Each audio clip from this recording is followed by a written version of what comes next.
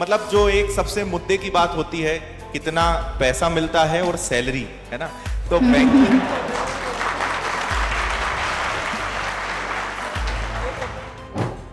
मेरे साथ केवल सफलता शब्द जुड़ गया है। आप लोग संघर्ष तो आप लोग भी कर ही रहे हो, तो मैं कोशिश करूंगा कि आने वाले कुछ मिनटों में आपको उस संघर्ष से उस सफलता का जो जोड़ है वो करवा पाऊं। अंदर से ठोकने की आवाज आती है, बाहर वाले डरते हैं कि पता नहीं ये डॉक्टर क्या कर रहा है, कुल्हाड़ी से ऑपरेशन कौन करता है। जैसे एक साधु संत, एक जो पीर मोहम्मद, सब ये लोग जो जाके जो साधना करते हैं गुफा में, जंगल में, ऐसा माहौल बनाया पूरा। मैंने कई सारी कहानियां रच के गवर्नमेंट जॉब छोड़ी और आज भी मेरे 90% रिश्तेदार यही मतलब उन्हें सच्चाई पता ही नहीं कि मैंने गवर्नमेंट जॉब क्यों छोड़ी। यार दोस्त ने बोल दिया चाय पीने चलते हैं, 5 मिनट की चाय का 50 मिनट चले गए, पता नहीं लगता। मेरा दोस्त जो मेरे साथ पढ़ाई करता था, उसका 72 नंबर थे जनरल कैटेगरी में, उसका सिलेक्शन हो गया, मेरा नहीं हुआ। तो 3 इडियट में वो एक सीन है ना, दोस्त अपन फेल हो जाए उसका दुख नहीं है, दोस्त पास हो जाए उसका ज्यादा दुख होता है। जैसे टाइम मैनेजमेंट बना लिए, 1 हफ्ते तक चलता है, फिर 1 हफ्ते बाद से वो टाइम मैनेजमेंट बिगड़ने लगता है। किस्मत आपका निर्णय नहीं बदल सकती, ध्यान रखना, किस्मत आपका निर्णय नहीं बदल सकती, लेकिन आपका निर्णय आपकी किस्मत जरूर बदल सकता है। और 12th के बाद एसएससी करना एक डिफिकल्ट होता है स्टार्टिंग फेज से। तो सर मैं स्टार्टिंग से कैसे उठूं आगे, क्या करूं, प्लीज सर रिप्लाई। एग्जाम देने जाते हैं, फिर उस चीज़ को जब पढ़ने जा रहे हैं तो कहीं ना कहीं बोलते हैं ना, जो सेल्फ डाउट आ रहा है या फिर जो मिस्टेक्स बहुत ज़्यादा हो रही, तो आपने उस चीज़ को कैसे रिकवर किया? कोई भी परफेक्ट नहीं है। दिक्कत कहां होती है? जब आप सोचते हैं कि बस सारी कमियां मेरे अंदर है, इस दुनिया में अगर सबसे बड़ा मूर्ख है तो बस वो मैं ही हूं। ये आपकी सबसे बड़ी दिक्कत है। कंपटीशन केवल खुद से करना है, रेस में दौड़ना है जीतने के लिए, ना कि किसी पास वाले को हराने के लिए। पंक्ति है, मतलब 2 लाइन है जो आपको हमेशा याद रखनी है। जिनसे कर्म करवाना होता है, ऊपर वाला उन्हें अमीर घर में पैदा करता है, और जिनसे इतिहास लिखवाना होता है, ऊपर वाला उन्हें गरीब घर में पैदा करता है।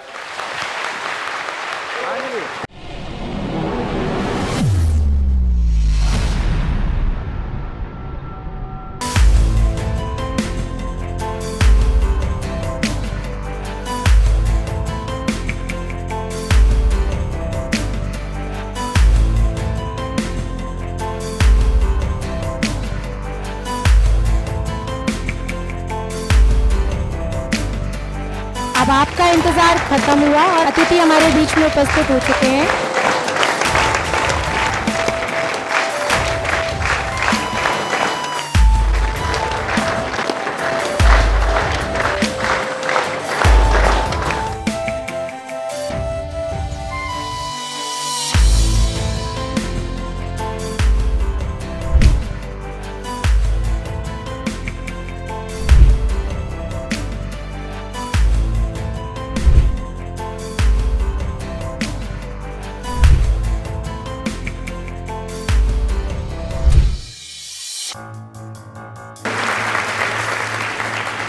जोरदार तालियों के साथ आदित्य सर हमारे बीच में उपस्थित हो रहे हैं। तो सबसे पहले आज के हमारे जितने भी मुख्य अतिथि हैं, जितने भी चयनित लोगों को आप यहाँ पे देख रहे हैं, जिन्होंने अपने ड्यूटी टाइम से आप सब लोगों को मार्गदर्शन देने के लिए समय निकाला, तो मैं पूरे विनर्स परिवार की तरफ से आप सबको हृदय से धन्यवाद देता हूं, जो आप सबने अपना अमूल्य समय निकाला और आज आप सबको मार्गदर्शन देने के लिए यहाँ पर एकत्रित हुए हैं। मुझे फिर ऐसी पूरी उम्मीद है कि आप में से कई सारे लोगों का ऐसा मन कर रहा होगा कि काश एक दिन हम भी इसी प्रकार यहां बैठे, इसी प्रकार का मान सम्मान हवे में मिले। किसी का मन कर रहा है ऐसा? हाथ उठाएं जरा, कितने लोगों की इच्छा है? क्या बात है, बहुत बढ़िया। देखो, मैं कई बार ये चीज कहता हूं कि जो लोग सामने बैठे हैं या आप बैठे हैं और इस स्टेज में फासला कुछ फीट का है, मतलब किलोमीटर का भी नहीं है, मीटर का भी नहीं है, चंद फीट का अंतर है, लेकिन यहां आना इतना भी आसान नहीं है। जब ये क्लास खाली होगी, जब यहां कोई नहीं होगा, तो आप अपनी जगह से उठ के यहां पे आ सकते हो, कोई बड़ी बात नहीं है। पर हजारों लोगों के बीच में यहां इस मंच पे आना, इस मंच पे सम्मान पाना, इसके लिए आपको दिन रात बहुत मेहनत करनी है और इसके लिए ही आपको बहुत सारा संघर्ष करना है। और आपका यह सपना होना भी चाहिए कि इतनी मेहनत करनी है, इतना संघर्ष करना है कि एक दिन हम भी अपनी कहानी, हम भी अपना संघर्ष और जितनी भी मेहनत करी है वो आपके जैसे ही दूसरे विद्यार्थियों के साथ शेयर करें, उनको मोटिवेट करें ताकि वो भी अपने सपने को पूरा कर सकें। तो आज हमारा ये उद्देश्य था कि हम हर फील्ड के कुछ चुनिंदा शख्सियतों को आपके सामने लेकर आए, तो एसएससी के हिसाब से हो या बैंक का हो, रेलवे का हो या फिर एमपीपीएससी का हम एक बार पहले कर चुके हैं, तो इसलिए आज हमने एमपीपीएससी को यहां पे इंक्लूड नहीं करा है। तो एसएससी, बैंक, रेलवे और पुलिस, हमने चारों विभागों के शख्सियतों को यहां पर आपके सामने आज आमंत्रित किया है और मुझे उम्मीद है कि आज का ये सेशन आपके लिए बहुत ज्यादा काम का रहेगा और बहुत कुछ आपको आज सीखने को मिलने वाला है। और एक चीज मैं आप सबसे बस यही कहना चाहता हूं कि पहले तो आप सारी चीजों को बहुत ध्यान से सुने। जब भी आपको कोई बात ऐसी लगती है कि हां ये कुछ हमें नया सीखने को मिला है या इस चीज को मुझे अपनाना है, इस चीज को अपनी आदत में लाना है, एक स्टूडेंट की हमेशा एक जिम्मेदारी होती है कि जब भी कुछ अच्छा सीखने को मिलता है, चाहे वो किसी विषय से संबंधित हो, चाहे जीवन से संबंधित हो, चाहे सफलता से संबंधित हो, उसको नोट जरूर कर लेना चाहिए। तो मैं देख भी रहा हूं कई लोगों ने कॉपी पेन भी सामने रखा है, तो ये एक अच्छे विद्यार्थी का प्रमाण भी है। आप इसको व्हाट्सएप पर खुद को ही मैसेज करके नोट कर लेना, जैसा भी लगे। लेकिन जब आप सुनते हैं तो आपको लगता है कि हाँ हमें सब समझ में आ रहा है, अब हमें समझ में आ गया है क्या करना है, लेकिन ये सब चीजें एक समय के बाद आप भूल जाते हो।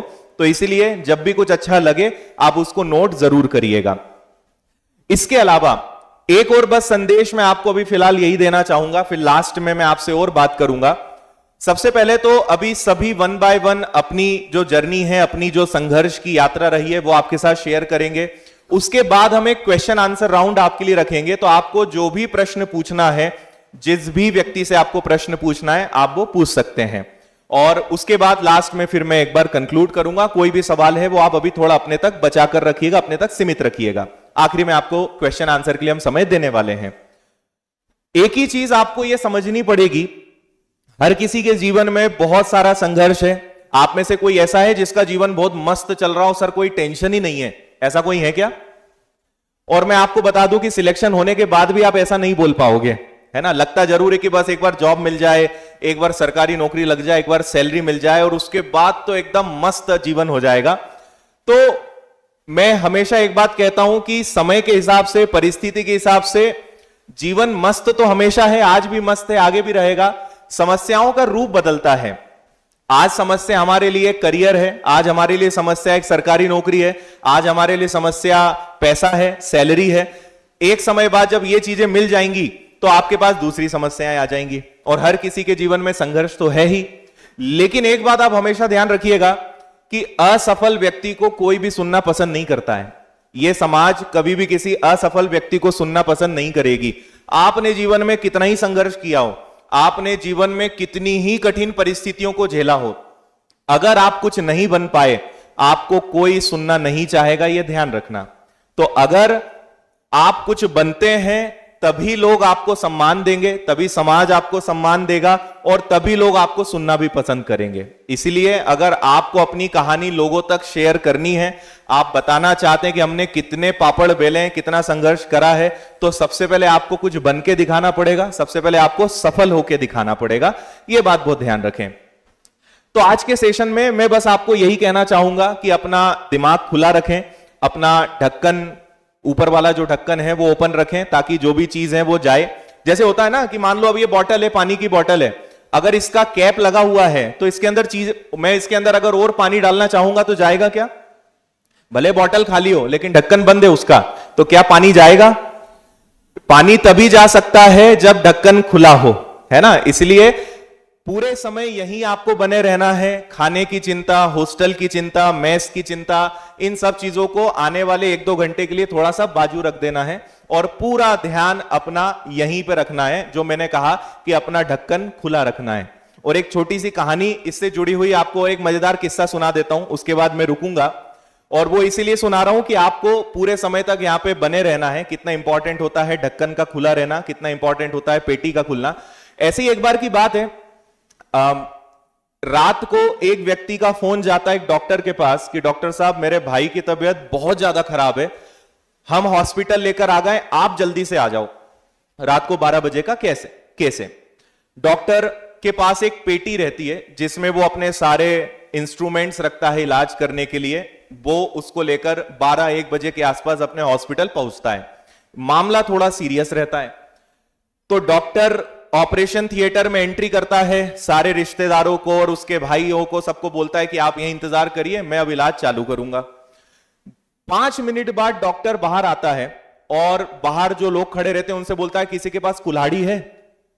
तो सब लोग डर जाते हैं कि कुल्हाड़ी का क्या करेगा, तो वो बोलते हैं नहीं हमारे पास तो नहीं है। फिर डॉक्टर हॉस्पिटल वालों को बोलता है जल्दी से कुल्हाड़ी लेके आओ। लेके आते हैं, अंदर से ठोकने की आवाज आती है। बाहर वाले डरते हैं कि पता नहीं ये डॉक्टर क्या कर रहा है, कुल्हाड़ी से ऑपरेशन कौन करता है। थोड़ी देर बाद डॉक्टर फिर आता है, आरी है। बाहर वाले फिर डरते हैं, फिर हॉस्पिटल वाले आरी लेकर आते हैं कि पता नहीं यार आरी से क्या करेंगे। फिर अंदर आरी चलने की आवाज आती है। फिर डॉक्टर थोड़ी देर बाद बाहर आता है, फिर कोई नई चीज रखता है कि कटर मशीन है। अब बाहर वालों से सहन नहीं होता, आप भी उनकी जगह होंगे तो आप यही बोलोगे यार आरी कुल्हाड़ी कटर मशीन का डॉक्टर का क्या काम। तो एक व्यक्ति पूछता है डॉक्टर साहब सब ठीक तो है, मेरा भाई ठीक तो हो जाएगा? तो बोलते सब ठीक हो जाएगा, आप तो कटर मशीन लाके दो। कटर मशीन वो लेके जाता है। फिर कटर मशीन की आवाज आती है, अंदर से ठोकने की आवाज आती है। सब बाहर वाले डरते हैं कि यार पता नहीं क्या चल रहा है, ऐसा डॉक्टर तो पहली बार देखा है। फिर डॉक्टर थोड़ी देर बाद बाहर आता है, फिर वो कोई नई चीज जैसे ही बोलने पड़ता है कि ये है क्या, इतने में बाकी लोग रोक देते हैं कि डॉक्टर साहब आप तो अब सही सही बताओ चल क्या रहा है। तो बोले भाई साहब आधे घंटे से अभी मेरी पेटी का ताला ही नहीं खुल रहा है, अभी तो वो खोलूं तब तो इलाज चालू करूंगा। तो बोले अभी तो हम ताला तोड़ने में लगे हैं, ताला टूटे तो इलाज चालू करूं, है ना। तो मैं आपको ये इसलिए बता रहा हूं कि जो बॉटल का ढक्कन का उदाहरण दिया या पेटी खोलने का उदाहरण दिया, पता चल रहा है 2 घंटे में आपकी पेटी नहीं खुली, 2 घंटे में आपका ढक्कन ही नहीं खुला और यहां बहुत सारी जो चीजें हैं वो आपको सुनने को मिल जाए और आप उसका फायदा न ले पाए। तो आने वाले 1 घंटे 2 घंटे सारी चीजों का ध्यान रखें, सारी चीजों को अच्छे से सुने, सबसे कुछ सीखने की कोशिश करें और उम्मीद है कि आज का ये सेशन आप सबके लिए बहुत अच्छा, काफी हेल्पफुल रहने वाला है। तो इसी के साथ मैं रुकूंगा, कुछ देर बाद फिर आपसे वापस बात करूंगा। बहुत बहुत धन्यवाद, thank you. Thank you so much sir. आज मैं उपस्थित करना चाहूंगी दिव्या मैम को, जोरदार तालियों के साथ उनका स्वागत करें आप लोग। फर्स्ट ऑफ ऑल मैं थैंक यू बोलना चाहूँगी आदित्य सर को और विनाश इंस्टीट्यूट को जिन्होंने मुझे यहाँ बुलाया, इतना रिस्पेक्ट दिया। और मैं नाम तो सभी जानते ही है। मेरी ज्वाइनिंग 2018 में हुई थी। अभी मैं प्रेजेंट में इंदौर में पोस्टेड हूँ। इसके पहले मैं खंडवा में थी। मुझे 6 ईयर हो गया है खंडवा में जॉब करते करते। बैंकिंग को थोड़ा सा डिस्क्राइब करती हूँ। बैंकिंग एक फाइनेंशियल इंस्टीट्यूशन है, सभी को पता है, सभी के अकाउंट भी होंगे बैंकिंग में। तो पैसों का लेन देन जो सभी जानते ही है कि कैश डिपॉजिट होता है, कैश विड्रॉल होता है, account opening, RTGS, NEFT, cheque deposit. Banking एक इंटरेस्टिंग इंस्टीट्यूशन है एक्चुअली। मैं वहाँ मतलब आप हर दिन कुछ ना कुछ नया सीखते हैं। मुझे 2018 से ज्वाइन किया है मैंने बैंकिंग में, पर अभी भी मैं हर दिन कुछ ना कुछ नया सीख ही रही हूँ वहाँ। और मुझे लगता है शायद मैं रिटायरमेंट तक सीखती ही रहूँगी वहाँ पर। तो वो बैंकिंग एक बहुत इंटरेस्टिंग ऑर्गेनाइजेशन है। मेरी जर्नी कुछ ऐसी रही है कि पढ़ाई मैंने कम करी थी, मतलब इतने आवर नहीं देती थी मैं, पर हाँ जितना टाइम मैं देती थी फुल कंसंट्रेशन के साथ देती थी। अगर 2 घंटे का मैंने सेट लगाया है तो फुल कंसंट्रेशन के साथ मैं यही सोचती थी कि बस मैं एग्जाम हॉल में बैठी हूँ। तो फुल कंसंट्रेशन बहुत ज़रूरी है। छोटी छोटी चीज़ों से स्टार्ट करिए। जैसे मैंने अपनी जो स्टार्ट करा था वो बहुत छोटे छोटे क्विज होते हैं और छोटे छोटे जो सेट होते हैं। जैसे विनाश में तो सभी कुछ अवेलेबल ही है। जैसे हर व्यक्ति का सब पार्ट अच्छा नहीं होता है, किसी का मैथ्स बहुत अच्छा होता है, किसी का रीजनिंग बहुत अच्छा होता है। तो ऐसे मेरा रीजनिंग पार्ट बहुत अच्छा था, तो मैं कोशिश ये करती थी कि मेरे रीजनिंग में मुझे एक भी मार्क्स मेरा ना कटे, और ऐसा होता भी था। मतलब अगर 25 का है तो मेरा 22, 23, 24 ऐसे मार्क्स आते थे। तो ये है कि आप लोग और हर सब्जेक्ट हर पार्ट में आप परफेक्ट हो ऐसा कोई ज़रूरी नहीं है। एग्ज़ाम क्रैक करने के लिए हम लोगों को कट ऑफ क्लियर करना होता है।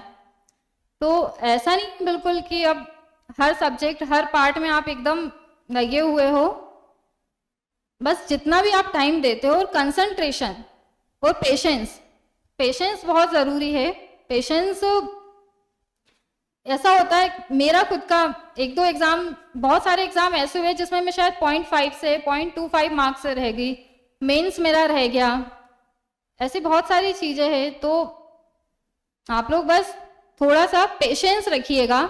सिलेक्शन में अपनी लाइफ की बात करूं तो बहुत सारे चेंजेस आए हैं, रिस्पेक्ट मिली है मुझे हर सेक्टर में, फ्रेंड्स से, परिवार में, ऑफिस में, समाज में। मुझे मतलब एक ड्रास्टिकली चेंज आया है मेरी लाइफ में आफ्टर सिलेक्शन। तो सिलेक्शन तो सभी लोग लेना ही।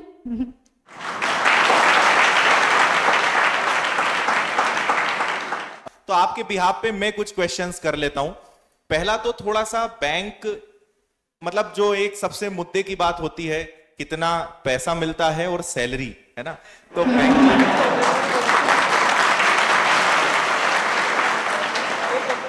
यही मन में था ना?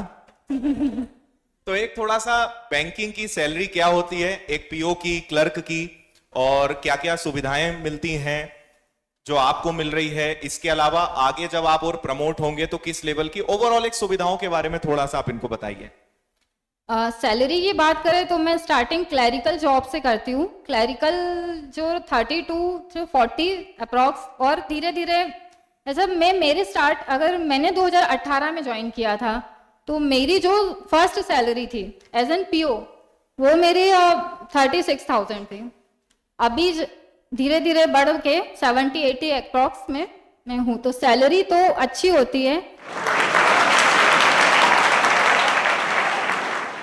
और ऑफिसर है, ऑफिसर की 50-60,000, और अलाउंसेस मिलते हैं हमें, पेट्रोल का अलाउंसेस मिलता है, न्यूज़पेपर मिलता है, एंटरटेनमेंट अलाउंसेस मिलता है, हर 2 साल में आपको घूमने जाने का पैसा मिलता है, फर्नीचर का पैसा मिलता है, घर रिनोवेट करवा सकते हो आप। तो ये सारी फैसिलिटीज रहती है सर। इसके बाद एक क्वेश्चन आपसे मैं ये पूछना चाहूंगा कि लड़कियों के लिए जॉब लेना कितना इंपॉर्टेंट होता है, या आज आपको क्या लगता है कि लड़कियों को जॉब लेने के क्या बेनिफिट्स हैं, या सेल्फ डिपेंडेंट होना आज के समय में कितना जरूरी है? सेल्फ डिपेंडेंट होना सर आज के टाइम पर बहुत जरूरी है। मतलब मैं अपना खुद का एक्सपीरियंस बता रही हूँ कि मुझे आज कभी किसी से पैसे मांगने की जरूरत नहीं है। इवन आज मेरी ये कंडीशन है कि मैं अपने घर भी अच्छे से संभाल सकती हूँ फाइनेंशियली। तो आज के टाइम पर लड़कियों को तो बहुत इंपॉर्टेंट है, लड़कियों को सेल्फ डिपेंड होना बहुत जरूरी है, क्योंकि समय कभी बोल के नहीं आता है। तो इसीलिए कब क्या सिचुएशन आ जाए, हम बहुत अच्छे हैं, भले ही घर से बहुत अच्छे हैं, पर फिर भी हमारे हाथ में जॉब होनी चाहिए। मतलब ऐसा हो जाता है ना कि अगर आप खुद जॉब में हैं, आपने अपने आप को प्रूफ कर दिया है, तो आप जो चाहें खुद के लिए वो डिसीजन ले सकते हैं, और अगर आप सेल्फ डिपेंडेंट नहीं है तो दूसरे आपके लिए डिसीजन लेंगे। हाँ, ये तो सर सही बात है। और ऐसा होता है कि एक जो सामने वाला अपने को एक अलग नजरिए से देखता है आफ्टर सिलेक्शन, तो मतलब फिर वो जज नहीं करता आपको। इसीलिए अगर सिलेक्शन नहीं है तो हो सकता है आपको दूसरों की बातें मानना पड़े, पर आफ्टर सिलेक्शन आपकी बात आप आराम से रख सकते हो।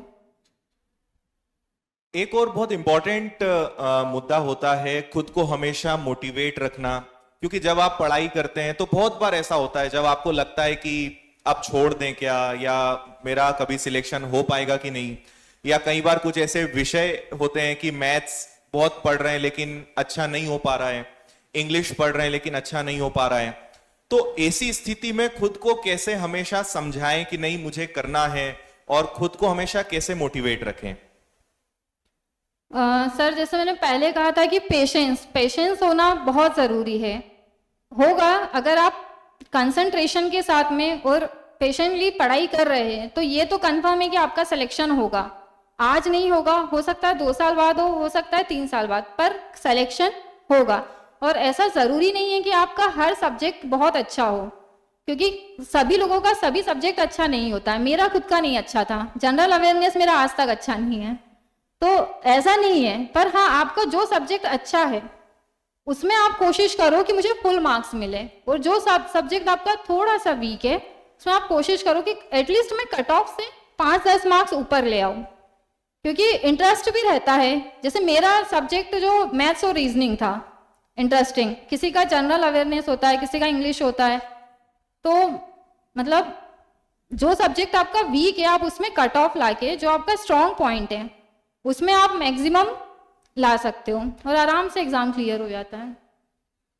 एक इंग्लिश के बारे में थोड़ा सा और बताइए कि इंग्लिश को कैसे पढ़ा जाए, इंग्लिश को कैसे अच्छा किया जाए। इंग्लिश के लिए तो सर सबसे अच्छा न्यूज़पेपर होता है।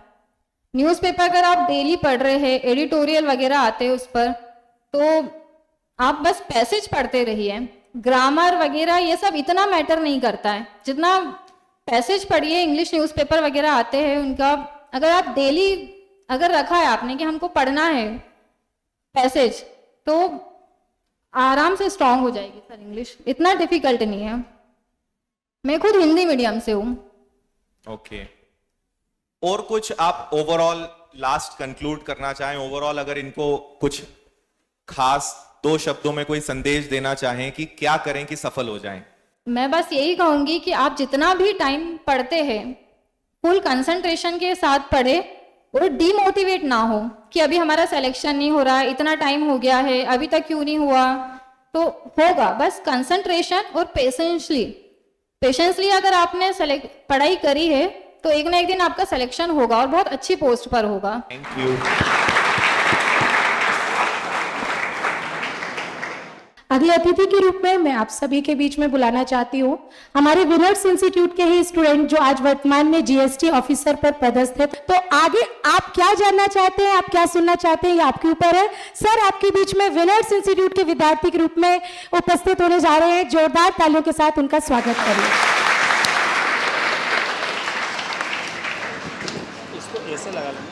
अगर सफलता शीर्षक ना हो ना तो संघर्ष की कहानी भी कोई नहीं पढ़ता है ना। तो मैं एक बात कहूंगा कि आप में और हम में केवल इतना ही फर्क है कि मेरे साथ केवल सफलता शब्द जुड़ गया है। आप लोग संघर्ष तो आप लोग भी कर ही रहे हो। तो मैं कोशिश करूंगा कि आने वाले कुछ मिनटों में आपको उस संघर्ष से उस सफलता का जो जोड़ है वो करवा पाऊं। तो सब बड़े ठंडे दिमाग से सुनिएगा, कुछ इंपॉर्टेंट पॉइंट हो तो जरूर नोट करिएगा, है ना। तो सबसे पहले मैं अपने परिचय से शुरुआत करूंगा। And first of all good afternoon to each and everyone and respected Aditya sir and other teacher and my respected brother and sisters as well. तो मेरा नाम अर्जुन भागवान है और मैं देवास शहर का एक गांव कमलापुर से बिलोंग करता हूं और फिलहाल में मैं जीएसटी डिपार्टमेंट में central excise and GST department Ujjain में एज ए इंस्पेक्टर पोस्टेड हूं। मैं अपना एजुकेशनल बैकग्राउंड बताऊं तो मैंने 12th सरकारी स्कूल से हिंदी माध्यम विद्यालय से करी है। तो ये मन से निकाल दे कि इंग्लिश जो हम करते हैं एसएससी के लिए उसके लिए बैकग्राउंड इंग्लिश होना जरूरी है। सेकेंड बात, मैं थोड़ी अपनी जर्नी बताऊं कि 12th कंप्लीट होने के बाद एज यूजुअल मैं इंजीनियरिंग के लिए IIT JEE के लिए 1 साल ड्रॉप लिया, but I was failed in that, selection नहीं हुआ। तो फिर मैंने अपने भौरकुआपी होलकर कॉलेज से BSc स्टार्ट की थी। एंड फर्स्ट ईयर मैंने ये समझने में लिया कि मुझे कौन सी एग्जाम की प्रिपरेशन करनी है। एवरी स्टूडेंट उसको समझना चाहिए कि आप एग्जाम तो बहुत सारी हैं लेकिन आपके लिए कौन सी बनी है, क्योंकि अगर आप ये सिलेक्ट कर लेते हो तो 50% तो आप इजी कर लिया आपने आपका वे। तो मैं आपको इसका एक पैरामीटर बताता हूं कि मेरा बैकग्राउंड मैथ्स रहा है स्टार्टिंग से, तो मैंने आराम से सिलेबस देखा, मॉक टेस्ट दिए और मुझे समझ में आया कि मैं एसएससी में अच्छा कर पा रहा हूं। जीएस में इंटरेस्ट था नहीं और इंग्लिश भी इतनी अच्छी नहीं थी कि मैं बैंकिंग के लिए ट्राई करूं। तो ये आपको खुद को समझना होता है इनिशियल फेज में। देन आई सिलेक्टेड फॉर कि मुझे एसएससी करना है।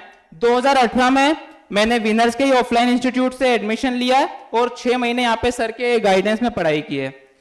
सेकेंड उसके बाद था कि आप कोचिंग का, आपको सबको मैं बताऊं, आपको अर्ली स्टेज में एक बार ऑफलाइन कोचिंग जरूर कर लेनी चाहिए। आपको जो कंपटीशन है, क्या डिफिकल्टीज हैं और सिलेबस का पूरा आइडिया लगता है। तो मेरे हिसाब से एक अच्छा इंस्टीट्यूट आपको जरूर ज्वाइन करके एक बार कोचिंग कर लेनी चाहिए।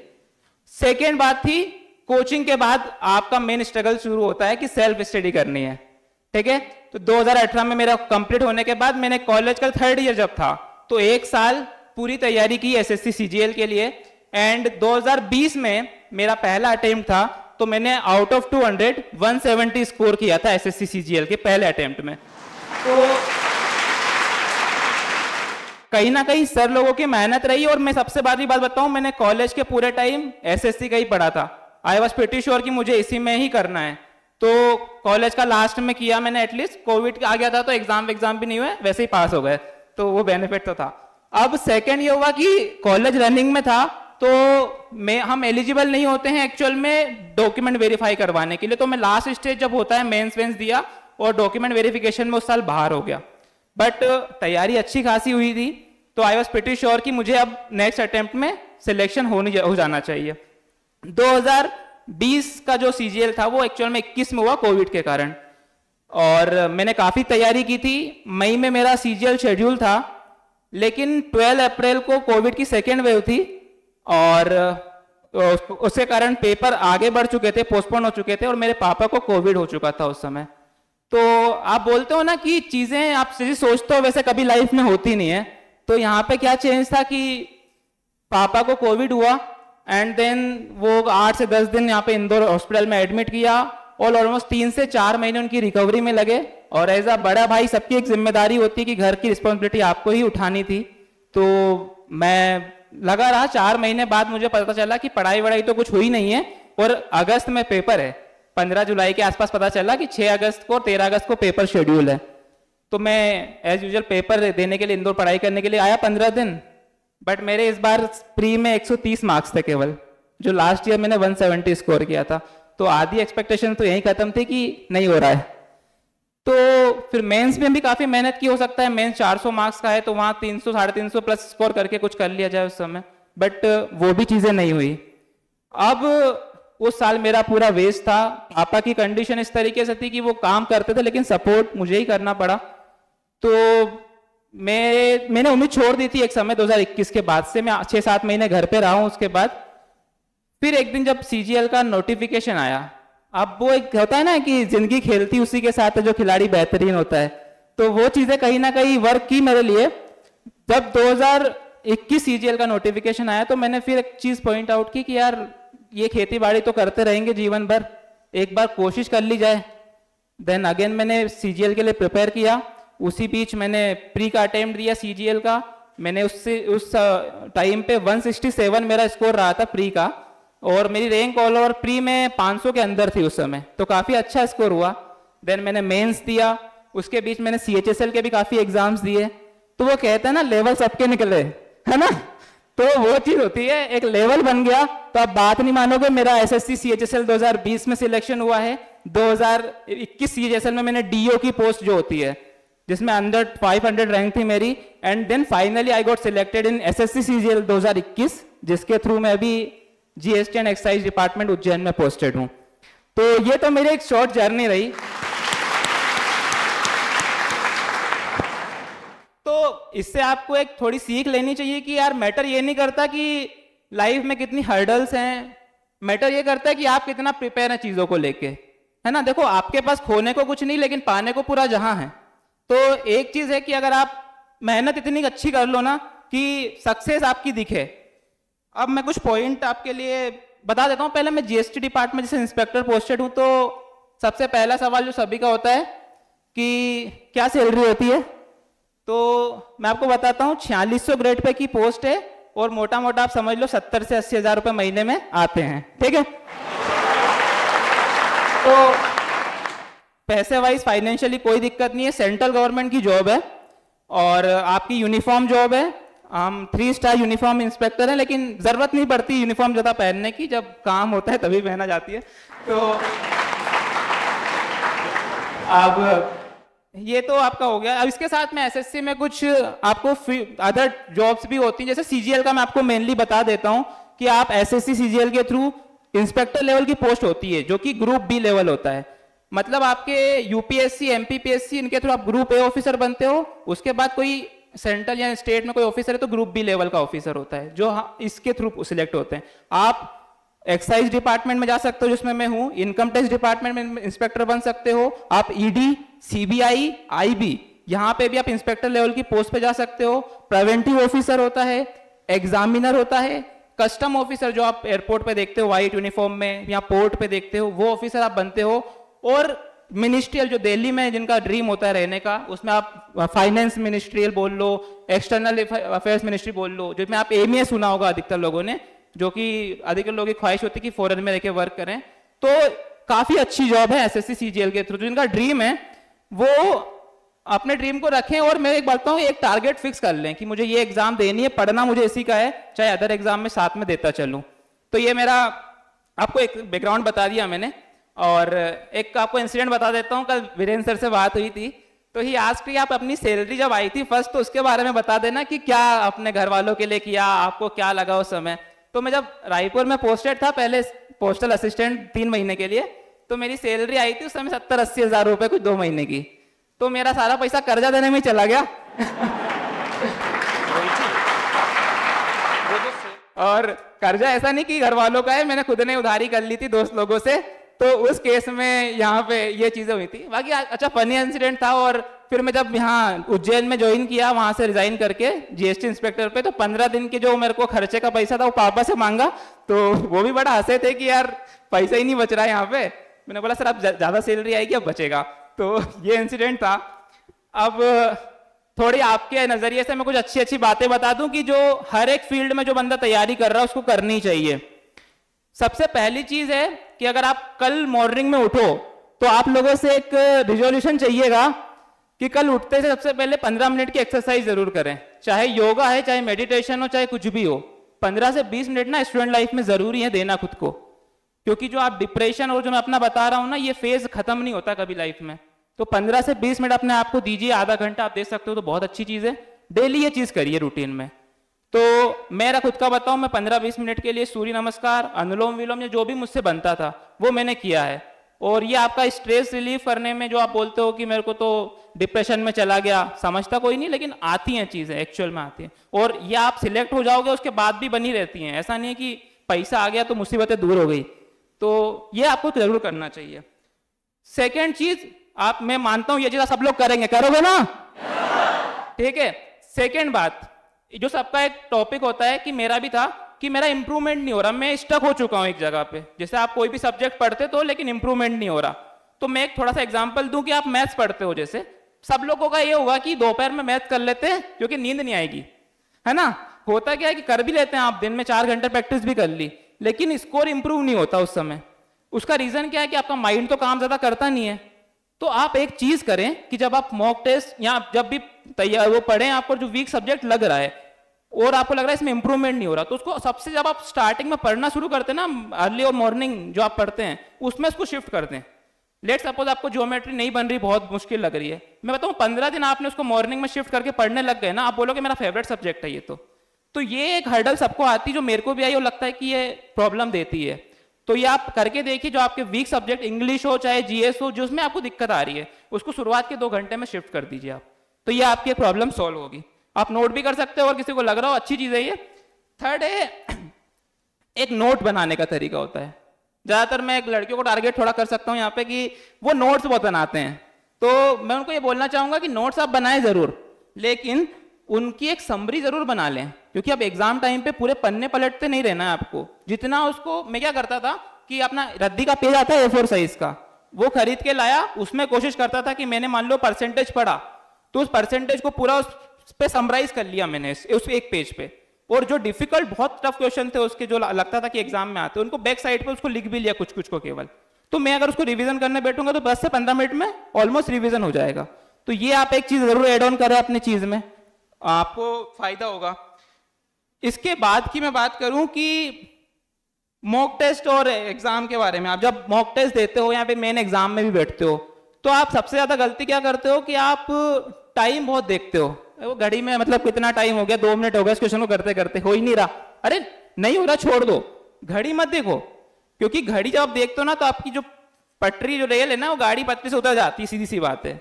तो कोशिश करो कि आप जितना कम हो सके ना उतना उसको टाइम को एम्फेसाइज करो, और आप क्वेश्चन सॉल्विंग पे ध्यान दो।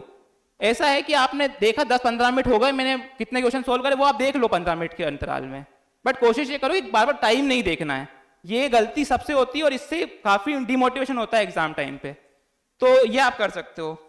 अगली मैं बात करूं कोचिंग रिलेटेड, तो सीधी सी बात है, एक बढ़िया कोचिंग अगर आप अर्ली स्टेज में कहीं हो तो आप बढ़िया प्लेटफॉर्म देख के कोचिंग ज्वाइन करो। मैं सर की गाइडेंस में पढ़ा हूं, मुझे लगता है विनर्स का माहौल काफी अच्छा रहा है और आने वाले फ्यूचर में भी सर काफी ध्यान दे रहे हैं, तो आप यहाँ ज्वाइन करें।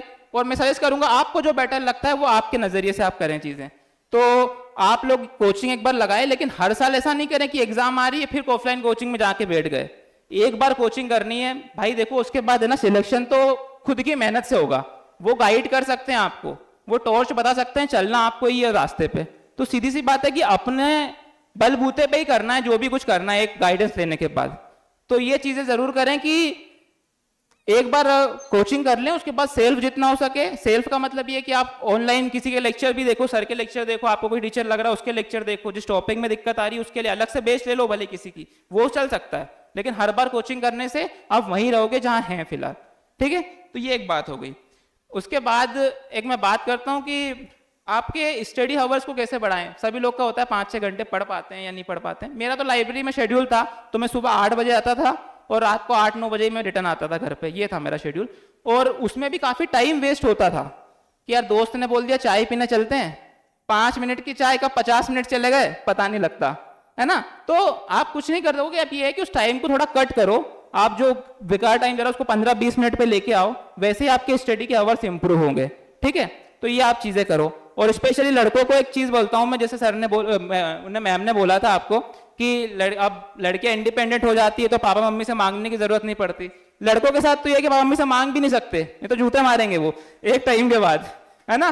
तो ये अपने साथ एक्चुअल में होती है चीजें। तो देखो यार, मेहनत कर सकते हो, साल के 2-3 साल हैं अभी अपने पास। आप मान लो अभी 22-23 की एज में आप हो गए तो 25 तक मुझे लगता है कि आप जॉब लेने का सोचो। कोई 25 का है तो 1-2 साल आप ले लो। तो आप ये टारगेट करो कि इन 2-3 साल में या तो फोड़ना है या फट जाना है बस। अगर नहीं हुआ तो रिग्रेट नहीं करना है कि यार मैंने तैयारी की और नहीं हुआ, मेहनत तो करी थी ना। मैंने सर के साथ, आदित्य सर के साथ एक इंसिडेंट हुआ था क्लास का, सुना देता हूं कि जब एक दिन सर ने ऐसी क्लास चल रही थी, उन्होंने पूछा कि 2018 की बात है ये, कि आप में से कौन कौन लोग खुश हो अभी फिलहाल, जैसे आप जिस पोजीशन में हो, कंडीशन में हो उसमें। तो उस क्लास में मेरे को याद है, मैं अकेला बच्चा था, मैंने हाथ खड़ा कर दिया कि सर मैं खुश हूं अपनी जगह से फिलहाल। तो सर ने पूछा कि ऐसा क्यों, सिलेक्शन हो गया कहीं? मैंने कहा नहीं सर, अभी तो कोचिंग ही ज्वाइन करी है। तो फिर मैंने सर को ये बोला, सर कि मैं जितनी मेहनत कर सकता हूँ ना मैं कर रहा हूँ, मतलब मेरे को ये रिग्रेट नहीं कि होगा नहीं होगा, बात की बात है। मैं घर वालों का पैसा वेस्ट नहीं कर रहा हूँ यहाँ पे आके। मतलब लोग बोलते हैं कि 10 घंटे पढ़ाई करो, एक्चुअल में कर रहा हूँ मैं। तो वो चीजें मुझे कहीं ना कहीं लगती है कि आज भी मेरे को कभी रिग्रेट नहीं होता। सिलेक्शन नहीं भी होता ना तो घर खेती है हमारे यहाँ, कर लेते थोड़ी बहुत, लेकिन रिग्रेट नहीं होता उस चीज का। और मैं सबको बोलता हूँ कि रिग्रेट नहीं होना चाहिए आप लोगों को भी। 2 साल मैं बता रहा हूँ, भगवान करे 1 साल 6 महीने में सिलेक्शन हो जाए, लेकिन अगर 2 साल आपने ईमानदारी से दे दिए ना तो ये मिथ है कि गवर्नमेंट जॉब नहीं लगती है।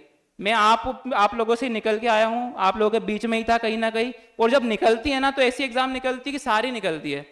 मेरा CHSL में हुआ, CGL में हुआ, मेरा एयरफोर्स में जो एग्जाम होता है उसमें हुआ, रेलवे में मैंने एक ब्लाइंड बच्चे का दिया उसका निकला है, और जो इस एग्जाम में बैठा हूँ मुझे याद है सारी निकली है। तो एक आपका लेवल है ना, वहां तक बना लोगे ना तो डेफिनेटली पहुंच जाओगे सक्सेस तक। अगर टाइम हो तो मैं कुछ मैंने अपनी पंक्तियां लिखी थी, क्योंकि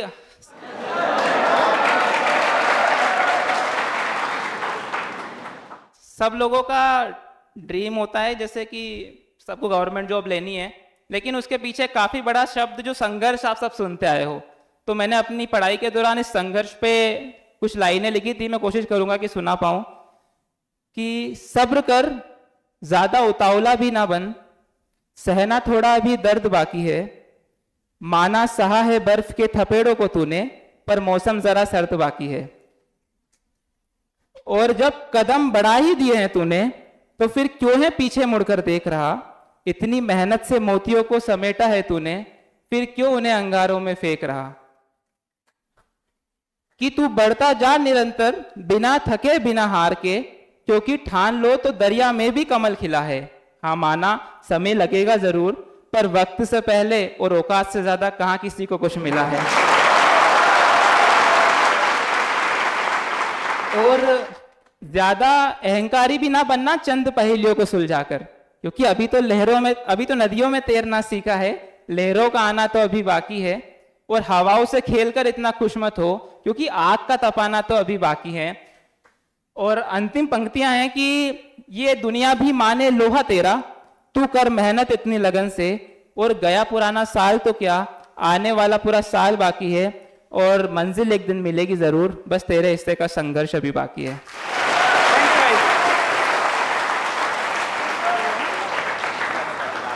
कार्यक्रम की श्रृंखला को आगे बढ़ाऊं उसके पहले दिव्या मैम हमारे बीच में से जाना चाहती है, क्योंकि वो ऑन ड्यूटी यहाँ पर सर्विस देने आई थी, ऑन ड्यूटी सर्विस में है और हमारे बीच में उपस्थित थी। तो पहले तो उनके लिए जोरदार ताली बजा दीजिए कि उन्होंने इतना अमूल्य समय हमें दिया, और उनका आभार जताना चाहती हूँ मैम कि आप हमारे बीच में आई। मैं आमंत्रित करना चाहूंगी आदित्य सर को कि उनको एक गिफ्ट के द्वारा प्रोत्साहित करें, और फिर से मैम आपकी जरूरत होगी तो आप जरूर हमारे बीच में उपस्थित हुई। हम सभी को आपका इंतजार रहेगा। जोरदार तालियों के साथ मैम का स्वागत कीजिए। आगे मैं कार्यक्रम की श्रृंखला को आगे बढ़ाऊं। आज वर्तमान में 7.5 वर्ष का अनुभव सर लिए हुए हैं और आप सभी के बीच में उपस्थित हो रहे हैं। आप सभी लोग ध्यान से सुनिए और कैसे रेलवे की तैयारी करें, कैसे इस पद को प्राप्त किया जा सकता है। मैं जोरदार तरीके से तालियां बजा करके सर का स्वागत करूंगी। भानु प्रताप सिंह राठौर सर का आप सभी इनका स्वागत करें। मेरा नाम तो मैडम ने बताया, भानु प्रताप सिंह राठौर नाम है मेरा। मैं इंदौर का रहने वाला हूँ। मैंने 10th के बाद पॉलिटेक्निक डिप्लोमा किया था। मैंने मिडिल क्लास से थोड़ा बिलोंग करता था, पैसे की थोड़ी दिक्कत थी, तो मुझे जॉब चाहिए थी। तो सबसे पहले मैंने प्राइवेट जॉब की, तो लगभग 6 महीने कुछ जॉब की, मुझे मज़ा नहीं आया वहाँ पे।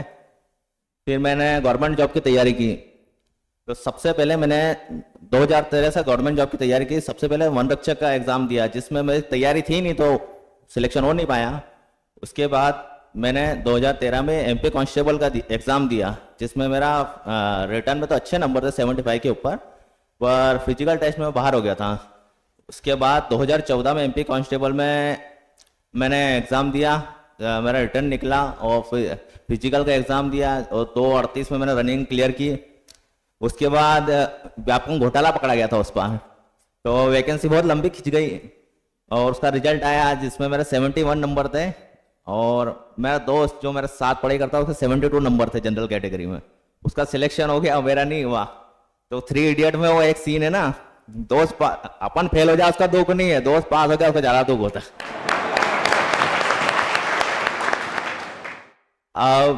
मैं बहुत मतलब टेंशन में आ गया, क्योंकि आसपास वाले भी ताने, क्योंकि वैकेंसी बहुत लंबी खिंचा गई थी, तो आसपास वाले भी ताने देने लगे, रिश्तेदार भी मजे लेने में पीछे नहीं हटते। तो ये हमारे मित्र सुमित जरिया, हम साथ में पढ़ाई करते थे, इन्होंने रेलवे का फॉर्म भरा। उस टाइम 2014 में असिस्टेंट लोको पायलट और ग्रुप डी की दोनों की वैकेंसी आई थी। उस टाइम इतना इंदौर में रेलवे का कोई माहौल नहीं था, कुछ फॉर्म आते थे पता नहीं चलते थे, बुक वगैरह कुछ भी नहीं मिलती थी। तो इन्होंने फॉर्म सबमिट करा और आज तो बहुत मतलब यूट्यूब वगैरह पे सब नेट पे सब पता चल जाता है। उस टाइम पे सब डाक से सब कॉल लेटर वगैरह आते थे, तो हम लोग मतलब हर 15 दिन में पोस्ट ऑफिस में डाक छाटने जाते थे कि हमारा कॉल लेटर आया या कुछ एग्जाम का कुछ। तो मैंने 2015 में ग्रुप डी का एग्ज़ाम दिया। मेरा बड़ौदा सेंटर आया। अब चूंकि पैसे की दिक्कत थी, कोई रिजर्वेशन वगैरह कुछ नहीं, जनरल डब्बे में चले गए। और एग्ज़ाम वाले दिन तो बहुत भीड़ रहती है। पहुंचे वहाँ बड़ौदा में गए, एग्ज़ाम दे के निकले। मतलब वो एक सेंटर पे बता रहा हूँ मैं, 500 मीटर मतलब कॉलेज से मेन रोड था, वहाँ आने में मेरे को 1 घंटा लग गया, इतनी भीड़ थी वहाँ पे। पैदल मेरे को 1 घंटा लग गया वहाँ आने में। यूपी बिहार से पता नहीं कहाँ से लोग आए थे एग्जाम देने में।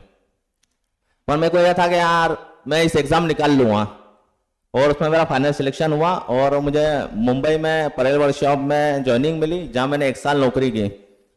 उसके बाद मैंने रेलवे असिस्टेंट लोको पायलट का भी पेपर दे रखा था, जिसका रिजल्ट 2013 में फाइनल क्लियर हुआ, और जनवरी 2017 में मेरी ज्वाइनिंग आई रतलाम डिवीजन में, और उज्जैन स्टेशन में मेरी पोस्टिंग हुई। उसके बाद मैंने 1 साल वहाँ काम करा, फिर मैं मऊ ट्रांसफर लेके आया, और अभी मैं वर्तमान में इंदौर में सीनियर असिस्टेंट लोको पायलट की पोस्ट में हूँ। और सर ने बताया रहा सैलरी वगैरह का बता देना, तो मेरा 2400 ग्रेड पे है, और सैलरी तो 80 से 90 हज़ार के बीच बन जाती है।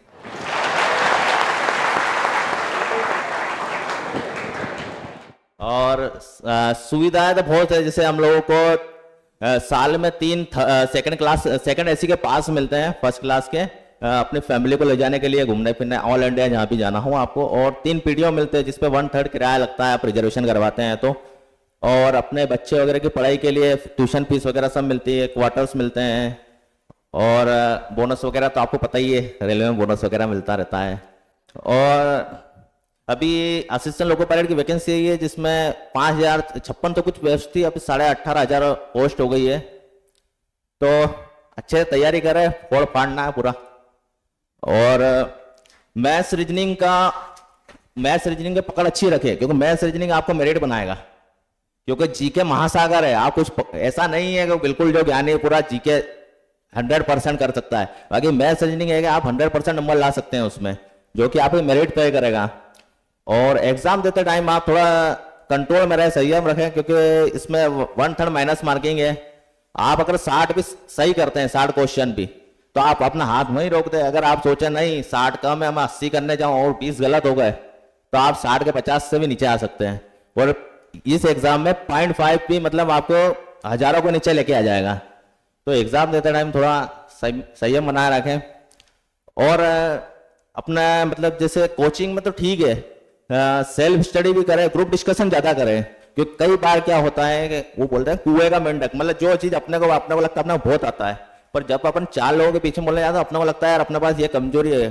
और अब मैं एक बात बोलना चाहूंगा, अगर किसी को हर आदमी को किसी ना किसी चीज में महारत हासिल रहती है, तो कृपया वो दूसरों के साथ शेयर का, ऐसा ना कि छुपाए बोले यार ये पास हो जाएगा। वो आप करोगे ना तो आपकी इतनी प्रैक्टिस परफेक्ट होगी, आपको नींद में उठा के कोई बोलेगा ना यार ये चीज करना है, तो आप बोलोगे यार ये ऐसी होगी। तो आप ग्रुप डिस्कशन पे थोड़ा ज्यादा ध्यान दें और सिलेबस के अकॉर्डिंग पढ़ाई करें। और मैंने हमारे टाइम पे हम बता रहे हैं, तो जैसे यूट्यूब वगैरह कुछ था नहीं, और मतलब बुक वगैरह हमको इलाहाबाद पटना से बुलवानी पड़ती थी। आज तो मैं अभी सर से बात की, सर के पास तो पूरा कंटेंट पड़ा हुआ है आपके पास, और यूट्यूब वगैरह पे भी सर का चैनल है। तो बिल्कुल मन लगा तैयारी करें, और एग्जाम देने जाए तो अपने माता पिता और गुरु को ध्यान रखें, और टेंशन फ्री होकर एग्जाम दे, और ज्यादा से ज्यादा मॉक टेस्ट लगाएं। इससे क्या होगा, जैसे 1.5 घंटे का टाइम है ना, तो आप 1 घंटे का टाइम लगा के मॉक टेस्ट लगाएं, जिससे आप जब एग्जाम में बैठेंगे ना तो आप कॉन्फिडेंट है कि यार मैं 1 घंटे पेपर कर सकता हूं। तो आपके ऊपर बर्डन नहीं रहेगा, क्योंकि एग्जाम में का बर्डन बहुत भारी पड़ता है। Okay, thank you.